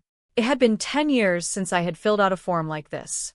Back then, I didn't really have anything significant to write, and all I ended up writing was my name, age, and that I had some skill with the sword. Now that I think about it, I could certainly have written down more of my skills. Maybe I just didn't know that they were useful skills worth writing down at the time. For example, I had some knowledge about herbology and the like, as well as experience in dissection and simple surgery. Although I was a beginner in either discipline, those were rare skills for an individual to possess. I had learned said skills from a herbologist and hunter back in my home village and eventually picked up enough field knowledge myself. If one were to question why I went out of the way to learn such skills, the answer was simple. I wanted to become an adventurer and was convinced that these skills would be of use. My goal from then still remained unchanged, that I would one day become a mithril-class adventurer. That was all there was to it. To that end, I would gladly give up my bronze-class achievement, even if I had to start from the ground up all over again. It did not matter to me if Rent Fina became a mithril-class adventurer as long as I, in whatever name or form, became one. That was enough. With that being said, however, becoming a bronze-class adventurer wasn't exactly a huge task or feat. Perhaps it would seem that way to a normal person, but bronze was somewhat low amongst the sea of adventurers present in the world. As such, starting over anew wasn't exactly difficult to do. In addition, if I ever did end up evolving into a state where I looked like my old self again, all I had to do was work my way up once more. Although the Adventurers Guild rules stated that a single adventurer could not register under 2 identities, I had little choice in the matter. Even if I were somehow found out, there were no rules stating that I would be punished for it. The reason for this was simple, as there just wasn't much point in an individual registering twice. It would, after all, be somewhat meaningless for one to split their efforts in 2, effectively having their progression rate. While I did still have my previous permit on me, simply holding it did not exactly grant me immunity from the rules, or from being questioned about my appearance. As such, Lorraine's suggestion was a way around this problem, a somewhat unorthodox, but in my case, effective method. Basically, if Rent Fina were to show up in such a state, dressed in such a strange manner, I was sure to be questioned. However, if I showed up as someone else, the chances of my appearance being inquired after became extremely low. Frankly speaking, though, there was no denying that I looked strange. But this strangeness was somewhat native to adventurers in general, and while a robed and masked adventurer would be thought of as weird, most people would end up staring at me for only a few seconds more before returning to their own affairs. Those were the thoughts in my mind as I continued flipping through the registration papers, finally reaching the last page. The last and yet the first day beginning, if you will. The last page was whereon wrote their name. I supposed I could still use my first name, but what would I use for my family name? Nothing came to mind. No matter. I could fill it in with anything I wanted. It would merely be a false name after all. With that thought in mind, I wrote my name on the paper in question, finally handing the documents back to Sheila. Thank you very much. Let's see. Rent Vivi, yes? A somewhat sorrowful expression crossed Sheila's features as she read my name out loud. Thinking it strange, I inquired after her. Is something Wrong. No. It's just, a few days ago, another adventurer named Rent went missing. That would have been none other than me. I, however, answered as if I knew nothing of the matter. I have heard that adventurers must be prepared for occasions like that. It was a well-known risk of adventuring, as it wasn't exactly rare for an adventurer to suddenly disappear. Death, of course, was only one of the many possibilities the adventurer in question might have simply moved on to another area or town. Other reasons included the adventurer in question no longer wishing to brave the labyrinths, instead taking on some other occupation, or they might have been a fugitive on the run all along. While there were countless possibilities responsible for an adventurer's sudden disappearance, Sheila seemed to be fully convinced that I'd lost my life in the labyrinth's depths. I couldn't blame her, as there were no other logical reasons for my disappearance. Sheila continued. But yes, it is as you say. When it actually happens in reality, though, It's a saddening thing. he was the first adventurer I supervised, so I was just a little surprised that your first names were the same. I see. Well, if I may ask, is that adventurer Rent Fina? I phrased my question in a way that would not rouse Sheila's suspicion. It was strange to be asking about myself, and Sheila herself seemed somewhat surprised. Well, yes, it is. You know of him? I had purposely wanted to draw this question out of Sheila. It would seem like I was successful in my endeavor. I offered Sheila a simple response. Yes, I have heard of him, from Lorraine. Sheila's eyes widened at my mention of Lorraine's name, as if finally realizing something. Ah, so that was it. Vivi, are you a relative of Lorraine's? Sheila asked, not suspecting a thing. If I had introduced myself as a relative of Lorraine's, it would only be natural that we shared the same family name. After all, it would only be a matter of time before the guild caught wind of the fact that I was living at Lorraine's abode, so it was best to erase any potential causes for concern as early as possible. While it did not really affect me much, Lorraine was an unmarried woman. It would be unbecoming of me to cause Lorraine any further trouble, and as such, I had already prepared all the relevant excuses and explanations to go along with my proposed scenario.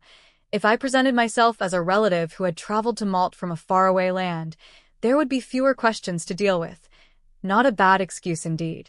It was also perhaps worth noting that Rent was the name of a saint of sorts from ages long past. It was by no means an uncommon name across the lands. No matter the country, a sizable amount of its denizens were sure to have identical rare names, so another Rent showing up in Malt was no cause for alarm. Yes, I am. I will be living at her abode when I am in town. I see. I have heard rumors of a strange person entering and leaving Lorraine's residence as of late, although I suppose Lorraine herself isn't exactly normal. As expected, rumors of me had already spread. I responded to Sheila's statement with a simple nod. I suppose that would be me. Well, I would not call myself strange. I am merely a relative that has been living with that girl since I entered the country. While I had no idea how the situation would unfold, I decided to go with what I thought to be a reasonable lie. More specifically, I had written the scenario with myself starring as Lorraine's grandfather, who was known for suddenly visiting his grandchildren on a whim. Sheila, for her part, seemed convinced. I see. That must be hard, traveling so much. So, the one scene at Lorraine's residence was you. The thought had crossed my mind that there were rumors about some strange man becoming involved with Lorraine, but I suppose that wasn't the case after all. Right, here is your adventurer's permit. It's all done. Here you go. Ending the conversation with the casual dismissal of what seemed to be a crass rumor, Sheila arranged the sheaf of papers in her hands. It seemed that she was done with my registration process. In her hands now was a dull-colored metal card, the symbol of an absolute beginner of an adventurer, the dull metallic gleam of an iron-class adventurer's permit. Every individual who signed up as an adventurer started their journey with this in hand. Even I was no exception, although it had been ages since I had held a card of this color. It was a nostalgic feeling. I held it up against the light for one reason or another, staring at it with mixed feelings. Sheila, apparently familiar with the sight before her, smiled gently. Should I explain the rules of the Adventurers Guild and other details? While I was appreciative of Sheila's offer, I was already a veteran adventurer. Although I was not all that strong in life, I did have many years of service under my belt. It probably goes without saying that I was and still am excessively familiar with the rules in question. In life, I had even used those very rules to gain the upper hand against adventurers of ill intent. I did not have much in the way of combat strength, after all. Back then, that was all I could do to stay ahead of the pack. This was why I responded to Sheila as such. No. That will not be necessary. The rules and details are written in that, right? I said, pointing to a small leather-bound book on the receptionist's counter. Oh. You know of this? Sheila asked, visibly surprised. I couldn't blame her. Few budding adventurers would be interested in that booklet, let alone know what was in it. The booklet in question contained various regulations and details regarding those rules, and guild staff would often recommend adventurers to read through it should they have questions. As for me, I had long memorized the contents of the booklet itself, having read through it many times in my lengthy career. By pointing the booklet out to Sheila, I had merely communicated the fact that I would use that very same time-tested method to answer any questions I might have about adventuring. I heard about it from Lorraine, about the basics of adventuring too. I see. You do live together after all. Then I suppose that's all fine and good. Well, then, Mr. Rent, please work hard as an adventurer. Do value your life above all else, though. I nodded in response to Sheila's words and stepped away from the receptionist's counter as my registration drew to a close. Lining the walls of the Adventurers Guild were a myriad of notice boards, each with written quests and assignments of all sorts pinned to them. The assignments in question, by and large, were sorted by color and were coded as such for adventurers to quickly identify the type of task listed. Of course, there were many different jobs available, from odd errands anyone could run to jobs requiring a certain degree of strength and combat ability. The most dominant color, however, was that of general help, running errands, assisting with mundane tasks and the like. As such, even adventurers who had little in the way of combat skill could easily make a living, but at the same time, this was also the reason why runaway criminals could easily blend into the sea of readily available adventurers. Thinking back on it, while I had slain weaker monsters and collected labyrinth materials in life, I had also performed quite a few odd jobs. Due to my history, I was more than used to odd jobs of any kind, but while I could easily accept those very same requests now, my current appearance did not exactly lend itself to such tasks. If anything, those odd errands I used to do were now significantly more difficult for me to take on. I was by no means intimidating or awe-inspiring in life. I was known for my seemingly harmless and childlike face.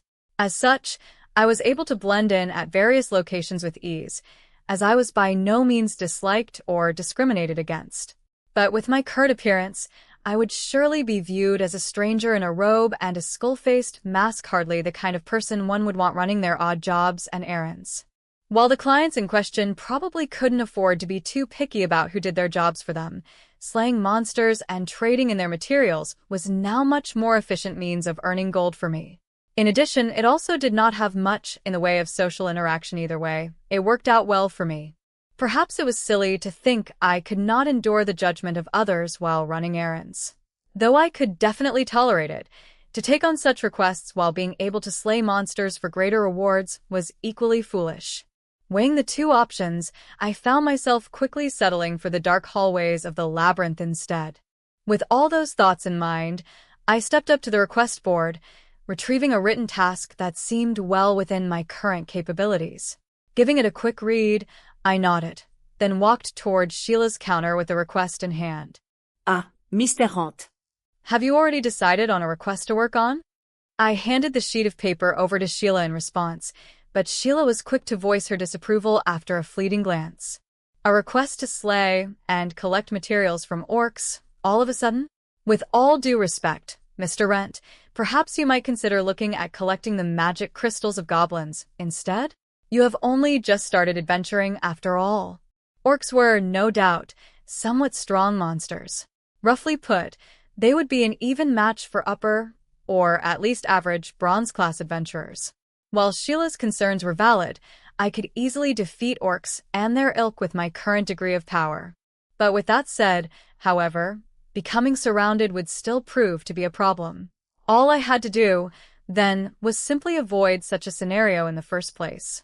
I have slain orcs where I used to live before. While I am indeed a new adventurer, I have quite some confidence in my abilities.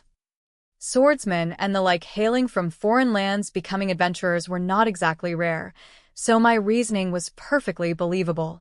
My words did little to reassure Sheila, though, who was still evidently worried. However, she did not attempt to stop me, instead simply continuing on with the appropriate procedures, as if she had given up on convincing me to do otherwise. Just don't do anything risky. We all only live one life, after all. If it looks bad, please retreat to a safe location, all right? More than anyone else, I understood the importance of Sheila's advice after all. I had already died once before. If anything, I had always been the type to hastily retreat if I sensed the slightest bit of danger, so Sheila's worries, while good-natured, were misplaced. But offering words of caution to adventurers was just part of her job. I responded with a simple acknowledgement of, I understand, and that was all I had to say. With my adventurer's registration out of the way, I had no intention to suddenly head toward the labyrinth of the new moon. Of course, there was the issue of me having accepted the orc materials request, but there was plenty of time left for me to fulfill that at a later date. I had to head to somewhere else first, more precisely, to the uncharted sector of the moon's reflection. Simply put, I was headed to the location where I had last fought the giant skeleton. The labyrinth of the moon's reflection was, as usual, quite quiet. While I did pass by the occasional iron-class adventurer, they did not seem to notice me as I walked by, being too engrossed in their own battles with some monster or another. In addition to giving them a wide berth, I did what I could to suppress my magic and spiritual presence, stealthily walking through the labyrinth's halls. In the past, all I had to do to sneak past human and monster alike was to be a little more silent, but so weak were my powers that neither would have noticed me anyway. I wasn't sure if I should be so happy that I had to do something like this now to advance unnoticed, since it was a little troublesome. Even so, I supposed issues like these were worries that only the strong faced. I decided to shelve those thoughts for now, given that they were not significant problems to begin with. If anything, I viewed it as practice. Hiding my mana and spirit owl would surely improve my control over said abilities as time went by. Arriving at a familiar entrance, I stepped into the hidden pathway, eventually reaching and confidently stepping into the magic circle on the ground. Having used it once, the circle no longer felt as intimidating or dangerous. Although I had heard stories of magic circles that transport users to different locations each time, I had difficulties believing that such an ill-intentioned mechanism was present in this labyrinth. Perhaps it would be a given to encounter those circles in labyrinths of a higher difficulty, but the moon's reflection did not seem like such a location. With that being said, however, there was no other way to verify my suspicions. Thankfully, the magic circle proved to be benign, transporting me to the very same chamber where I had first fought the giant skeleton. Readying my sword, I slowly stepped out of the circle. While I had defeated it before, the giant skeleton could have simply reappeared during my absence. This was, for all intents and purposes, a boss chamber, so the skeleton in question might endlessly reappear in a cycle, or it might have been a one-off. Not knowing which of the two this chamber was, I advanced carefully, mentally prepared for the possibility of combat. This was the least I could do, as it paid well to be cautious in the labyrinth.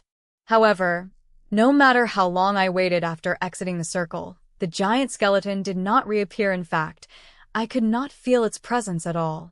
Maybe it needed more time, or was a monster that only appeared once. Either way, I lowered my sword, somewhat more relieved than I previously was. With that, though, I had no intentions of sheathing my blade. Looking around, I once again found myself in a large, empty chamber. One would question why I ended up at such a location after accepting a request that was to be fulfilled in another labyrinth, but of course, I had my reasons. This very magic circle that I had just stepped out of only appeared after I had defeated the giant skeleton. It had been invisible prior to that.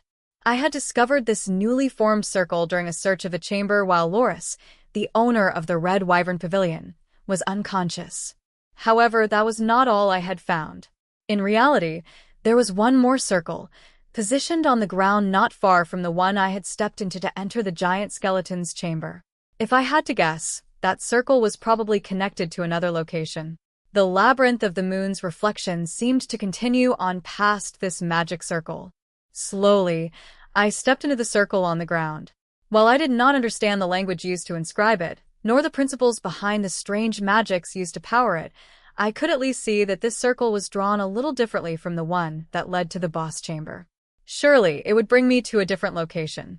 Perhaps this was all a trap of sorts, two circles in a room, with the more unfortunate intruders ending up in a sealed room with a giant skeleton. I suppose such things happen from time to time. Well, then what would it be this time? Snakes? Demons? A dragon, perhaps? Of course, there was no other way of finding out. As the magic circle began giving off a bright light, I readied my sword once again, waiting for the eventual change in my surroundings. As the light slowly began to fade, I quickly turned to look at my surroundings, prepared for an attack from any direction. I could not discount the possibility that this circle, too, was a trap of some kind, with monsters or the like lying in wait. However, as far as I could see, there were no monsters here, let alone any sort of traps. Instead, I found myself in a messy, cluttered room. All sorts of objects lay about, some rotting on the ground. All signs pointed to this place having been inhabited at some point in time. If anything, it did not look like it belonged in the labyrinth at all. Several shelves lined the wall, even a table and bed were present. What appeared to be a soft toy lay on the ground near me. As I reached out to touch it, however, the toy crumbled into dust, leaving no trace of its previous form. I could only assume that this place had been untouched for years, perhaps even centuries. The thing that caught my attention, however, was the bed at the end of the room, or, to be precise, what was sleeping on that bed. Someone had slept there last night here many, many years ago, and even now continued their eternal slumber. A set of white bones lay, somewhat serenely, on the bed. There was no light in the skull's sunken sockets. What remained of its eyes looked straight up at the ceiling, and its skeletal hands clasped on its chest. At a glance, the individual in question seemed to have died peacefully in their sleep. A bouquet of dried flowers was placed by their pillow. I reached out to touch them, only to be greeted by the sight of said flowers turning into dust before my very eyes. What is this place? Someone once lived here, I could see that much, but I'd never heard of a human being living so deep in a labyrinth of any kind. For starters, was something like that even possible? I had no idea. However, the very existence of this room proved one thing. If this room existed, its owner must have also existed and lived here at some point in time. Even so, I had not seen anything resembling treasure around me. What deeper meaning did this place hold?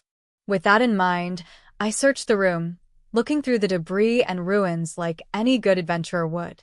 But nothing noteworthy was to be found. After I had come all this way, too, I suppose there were some old books on those shelves?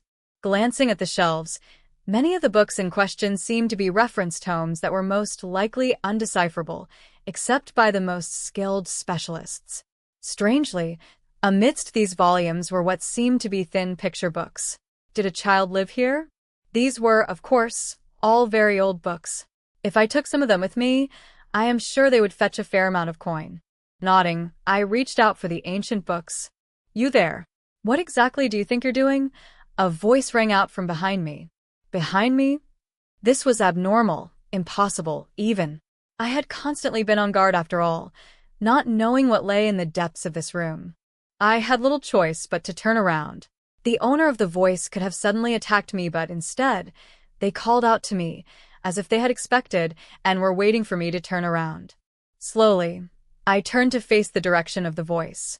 It was a woman. At a glance, she didn't look too special.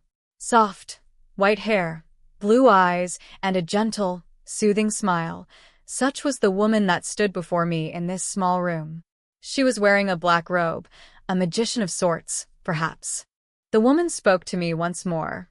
I will ask you again, what exactly are you doing in this place? It was a calm voice, gentle and soothing, almost like the voice of an adult questioning a child for a slight of some kind. I, however, stopped breathing. For a moment, I was gripped by an intense feeling of nervousness, of tension. If I had to put it simply, this woman was bad news. I trusted the gut feeling that I had relied on for most of my life, so I could easily say that much without any hesitation. But the woman stood in front of the magic circle, effectively sealing off my only means of escape. I had no idea what I should do. I suppose the only choice I had was to answer her question. This was the conclusion I had arrived at after much frantic thought. I offered the woman my answer. I was just looking around for anything of value. I am an adventurer, so? Value, anything of value. I see. So, you are a thief? Well, then, I do hope you are prepared to die here. What? You seem troubled. But yes, of course. I understand, but there are some things I simply cannot forgive. I do not wish to defile this place. But to that end, I suppose I would just have to erase you. There is no other way. With that, the woman lightly raised her hand, pointing it my way. I had no idea what she was doing when just then, almost instantaneously, I noticed the fearsome amount of magic condensing into the palm of her hand. Instinctively, I put all of my abilities into defensive magics and skills. With a shield of magic, the strengthening of my body with spirit, and the infusion of my blade with divinity, surely I would be able to ward off any attack. Of course, I had fully intended to dodge the whole attack, if possible. The woman's assault, however, was much faster, much more accurate.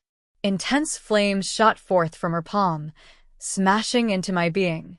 It was like the breath of a dragon, as the force sunk into me like a cannonball. Such was the force of its impact. It was much more heavy, more powerful, than the blow of a mere giant skeleton. I was sent flying, smashing clean into a nearby wall. I felt a spike of pain flash up my back. While I was glad that I had blocked a single attack, the battle was far from over. I could immediately feel the same type of magic being gathered into the woman's palm once more. Death itself was being condensed into a fireball a short distance before me. As I struggled to get up, the woman slowly approached, her palm raised with murderous intent. There was no way I could defend against the next blow. Even so, I couldn't give up, and I started the preparations for another layer of magic shielding. I probably wouldn't make it in time, but then I noticed the gaze of the woman, leveled squarely on me. What happened next was unexpected, as the woman's movements stopped where she stood. Your body? It would seem like she had a question for me. My body? What of it? While it was protected by a wave of magic and spirit, my robes had been set aflame by the previous fireball. Most of my garments were now burnt to a crisp, revealing the rotten, corpse-like bits of my thrall body. No matter how one looked at it, I hardly seemed human with bits of rotting and occasional dried pieces of flesh on my body. The woman seemed surprised at this. But of course she would be. Only monsters would look like this. What of it? Even I did not choose to become like this. Do you think I like looking like this? I had no illusions regarding the situation. There was just no way I could escape from this woman. I was doomed to die in this room, so I might as well say what I wanted to say. This might very well be the last time I would get to say it.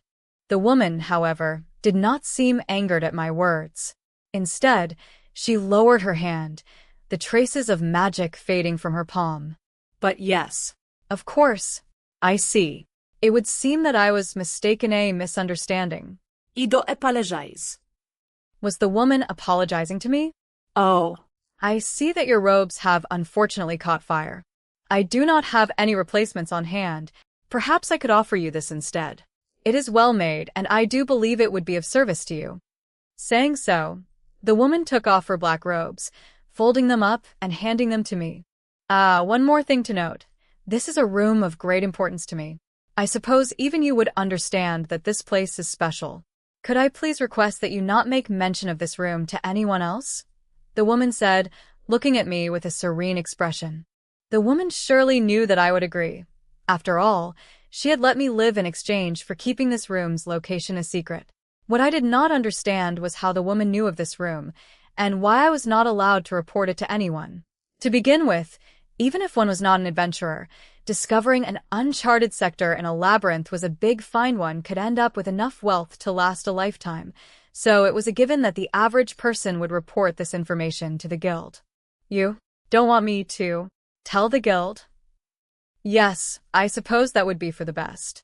More accurately, if you were not present, there would be no means of entering this room. You arrived here via that magic circle, yes? That circle would only activate if you stepped into it. That was what the woman had to say, in addition to the many other things she went on to mention that I had no way of understanding. Such was the gap in power between us.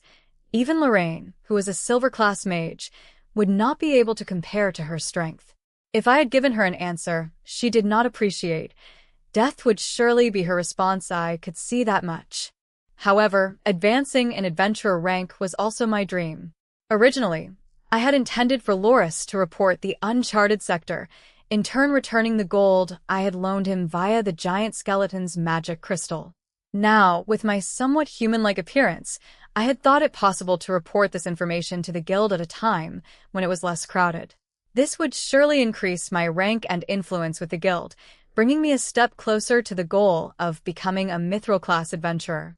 At least, that was what I thought. This woman, however, did not want me to do anything of the sort.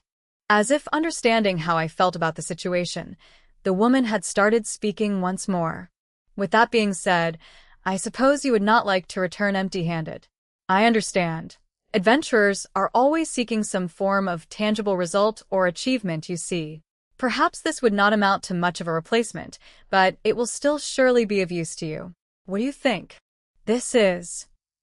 The object offered to me appeared to be some sort of ancient parchment. It was also remarkably blank.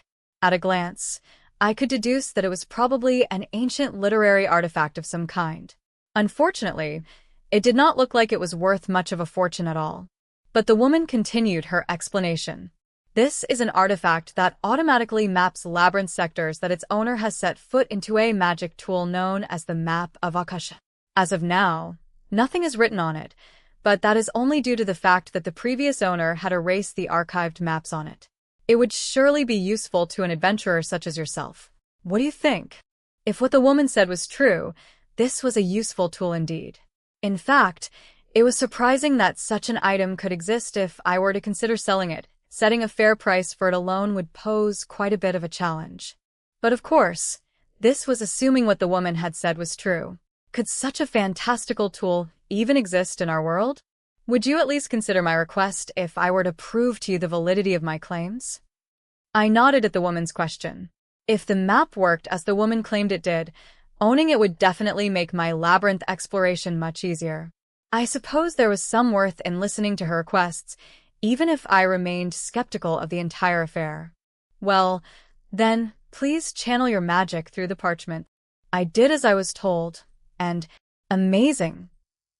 I could only hold my figurative breath as lines dashed across the surface of the previously blank parchment, eventually forming a detailed map of the moon's reflection. Even the little details and notes that I had written on my own battered map had appeared, neatly surfacing themselves on the parchment. I suppose we have an agreement? Yes. I suppose vedo. While I still felt an intense urge to report this uncharted sector to the guild, there was a high possibility that this woman would come for my life if I did so. She had, after all, been unmistakably attempting to kill me mere minutes ago. I could not go against her words, even if I wanted to. I see. That is most pleasing. Well, then, I should see you off to the entrance, at least. Before I could say anything else, the woman activated some sort of translocation magic. Immediately, I found my vision distorting before me. Smiling gently as she waved, her expression seemed markedly different from the murderous face she had worn earlier in our encounter.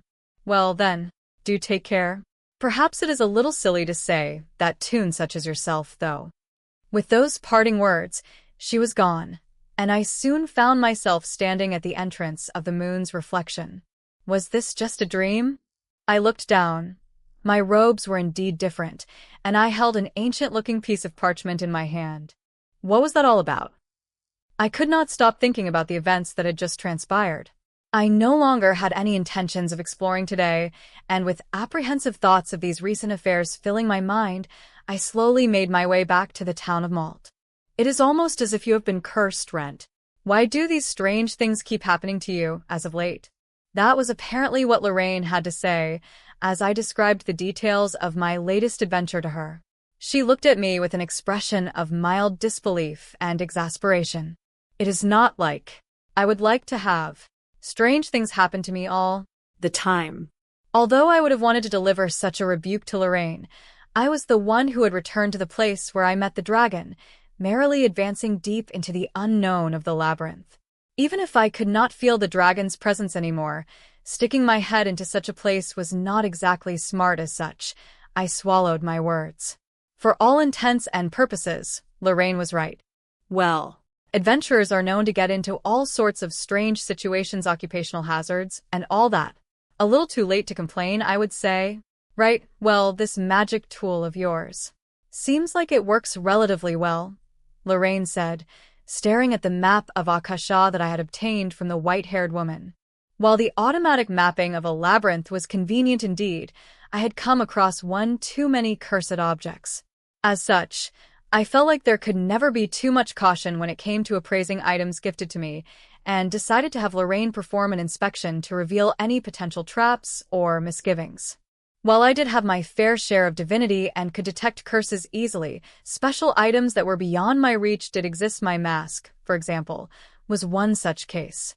The most I could do with my divinity was get a rough feeling if there was anything unsavory lying in wait for me within the object, as detailed examinations were beyond my ability. Lorraine, however, had her share of scholarly knowledge, in addition to her skills at magic and alchemy. With her experience, she would possibly be able to gain some insight on the map, hence my decision.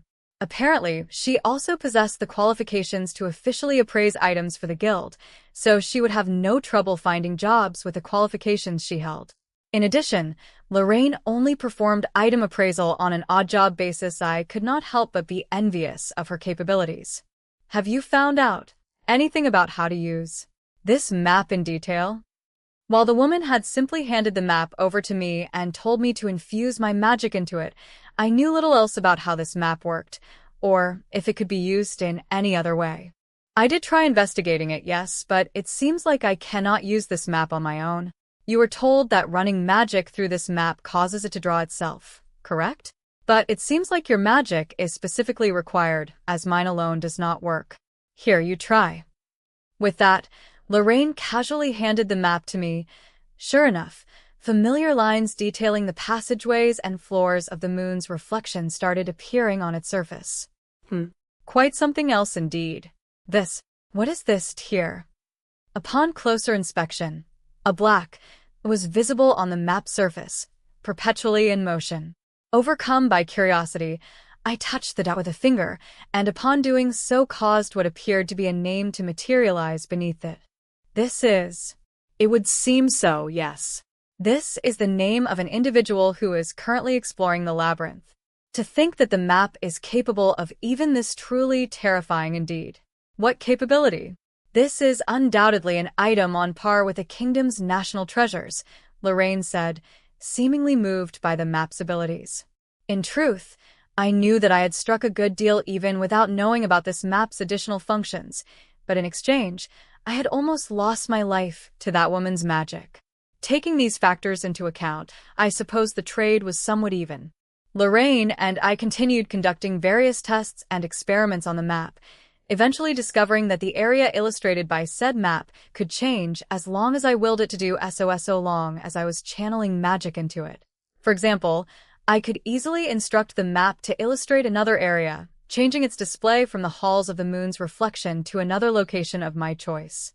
In addition, the ability of the map to show the names of other adventurers only worked if the wielder had fully explored the labyrinth in question. Although I had completed the mapping of the moon's reflection over my long career, I had hardly explored the labyrinth of the new moon. Upon attempting to have the map switch its focus to the latter labyrinth, I realized that only the areas I had been to previously were mapped. In addition, the adventure tracking function was inactive. This was proven to be the case, as Lorraine and I stared at the map together for a considerable amount of time, yet nary it appeared on its surface. If I had to guess, I had simply not mapped this labyrinth enough for said function to activate. Strictly speaking, it was more than a guess, as the tracking function had worked on the first floor of the new moon, which I had finished mapping some time ago. Taking this fact into account, it was plain to see that the other floors needed a similar amount of work before the tracking function in question would start working. While the map of Akasha was certainly a convenient tool, it still had its own limitations. There was one more thing I had to ask Lorraine, however. What about curses and the like? It seems safe from what I see so far. You will probably be able to use it without much cause for worry. This is quite the artifact you have found. Is that so? Lorraine's appraisal of the map's worth seemed somewhat sudden. But of course, it is highly resistant against magic of all sorts and cannot easily be cut with sharp objects. Though I have no idea how well it would hold up against a skilled swordsman or a well-crafted sword, it seems to have more defensive capabilities than normal armor. Yes, that would be a good analogy for it. Lorraine's analogy was somewhat astounding, for if it were true, this map would be quite the artifact indeed. Although I had found myself utterly disappointed that I could no longer report the discovery of a previously uncharted sector to the Adventurers Guild, the fact that I had obtained such a convenient magical tool and makeshift defense item impressed me. Perhaps I actually gained much more from this trade than I had initially assumed. Besides, even if I reported said uncharted sector, the Labyrinth of the Moon's Reflection was only a beginner-level labyrinth frequented by adventurers up to the bronze class level. While I could have expected a reasonably sized award, the recognition I would have gained from such a discovery would not be that significant in the greater scheme of things. With that in mind, I suppose I could call this trade a definite plus. After all, the magic crystals I had harvested from monsters in the sector, with the exception of the giant skeleton's crystal, were sold for a tidy sum by Lorraine, so I was now financially stable, if not comfortable. Although I had handed Clope half my fortune as a deposit for my order-made weapon, I was now no longer in danger of going into the red. Well, lastly, there is the issue of the woman that you met in that place. I have no information on her, unfortunately. Personally, I am more interested in the ability and techniques required to create some sort of abode in a labyrinth of all places. It would seem like Lorraine and I were in agreement on that point. The woman had suddenly appeared and quickly sent me on my way without providing much of an explanation. Due to our relatively short interaction, I had no way of observing her in detail and, as a result, no way of deducing who she could have been. Although I was certain of her strength, the fact that she could reprimand and intimidate me in such a fashion meant that she was a rarity in and of herself. In my current state, I could probably take on a lower silver class adventure. Even if I could not win, I would at least be able to escape. If faced with a gold class or above adventurer, however, I would surely be defeated in an instant. That would be a fair assessment of my current strength. But of course, I had no intentions of stagnating here. I wanted to climb to greater heights. To achieve that, I needed a body that could grow, and this was something I now possessed. With that said, however, there was still the possibility that no matter how much I evolved, I would still remain a monster of sorts. Actually, I was about to head off to that uncharted sector again. Even though you were chased out the last time? How very brave of you. The woman told me to not report that place to the guild. She said nothing about not going back there. I suppose that much is true, at least from what you've told me. It is, however, a technicality, as she obviously does not wish for you to step foot in that place again. Lorraine's words rang true, but many things about that encounter still bothered me. I would at least like to speak with her one more time, and ask her certain questions. Such were my hopes. If it could not be done, then so be it, but I had to at least try. From how our last interaction ended, I could somewhat assume that she would no longer immediately make an attempt on my life. Lorraine, in turn, had a few words of caution for me. You would do well to be careful. That woman is by no means normal. I can say that much just by listening to your account. There is no telling what would draw forth her ire. I know. Lorraine nodded. Perhaps it was obvious, but having faced her in person and nearly dying from the experience, I understood that point better than anyone else. Lorraine was right. I had to be careful above all else, lest I find myself staring death in the face without warning once more. It would unfortunately turn out that all my effort was wasted, as I would find out the very next day. The reason for this was simple. What was previously the entrance to the uncharted sector of the moon's reflection had apparently disappeared without a trace. No matter how I looked at it, the dead end in question was now a perfect wall, and that was all that currently stood there. Unconvinced, I walked up to the wall, touching it here and there with my hands. All that greeted my fingers, however, was a cold, smooth surface, and that was that. With this, all means of retrieving clues, or any kind of answers from the woman, were gone. Just who is she? I stood still, thinking about the question for a period of time. The answers, however, eluded me. No one would simply walk up to me with all the answers to my questions after all. Would I perhaps meet her again someday? I had no idea. But one thing did remain clear in my mind. I would continue climbing the ranks toward my goal, eventually becoming a mithril-class adventurer. I would definitely meet her again someday. At the very least, I felt that way. In life, I had trained hard, day after day for an entire decade, without the slightest thing to show for it. But things were now very different. A meeting with a dragon, discovering an uncharted area of a labyrinth. And, of course, I was now an undead. Perhaps a normal person would say that I was unfortunate. I, however, did not feel that way. I would fight many monsters, encounter many mysteries, and above all, become stronger. All this, too, would contribute to my goal of eventually becoming a mithril-class adventurer. That is the sort of adventure that I am currently undertaking. Come to think of it, the various misfortunes that have visited me recently could also be seen as invaluable, precious experiences. I would definitely grasp that mithril dream with my hands. With those thoughts in mind, I steeled my resolve. My dream was difficult, and to fulfill it, I would surely have to meet with the dragon and that woman again. I would have to be at least able to stand toe-to-toe with them when that time inevitably came. If there is a will, there is a way. I would not have it by any other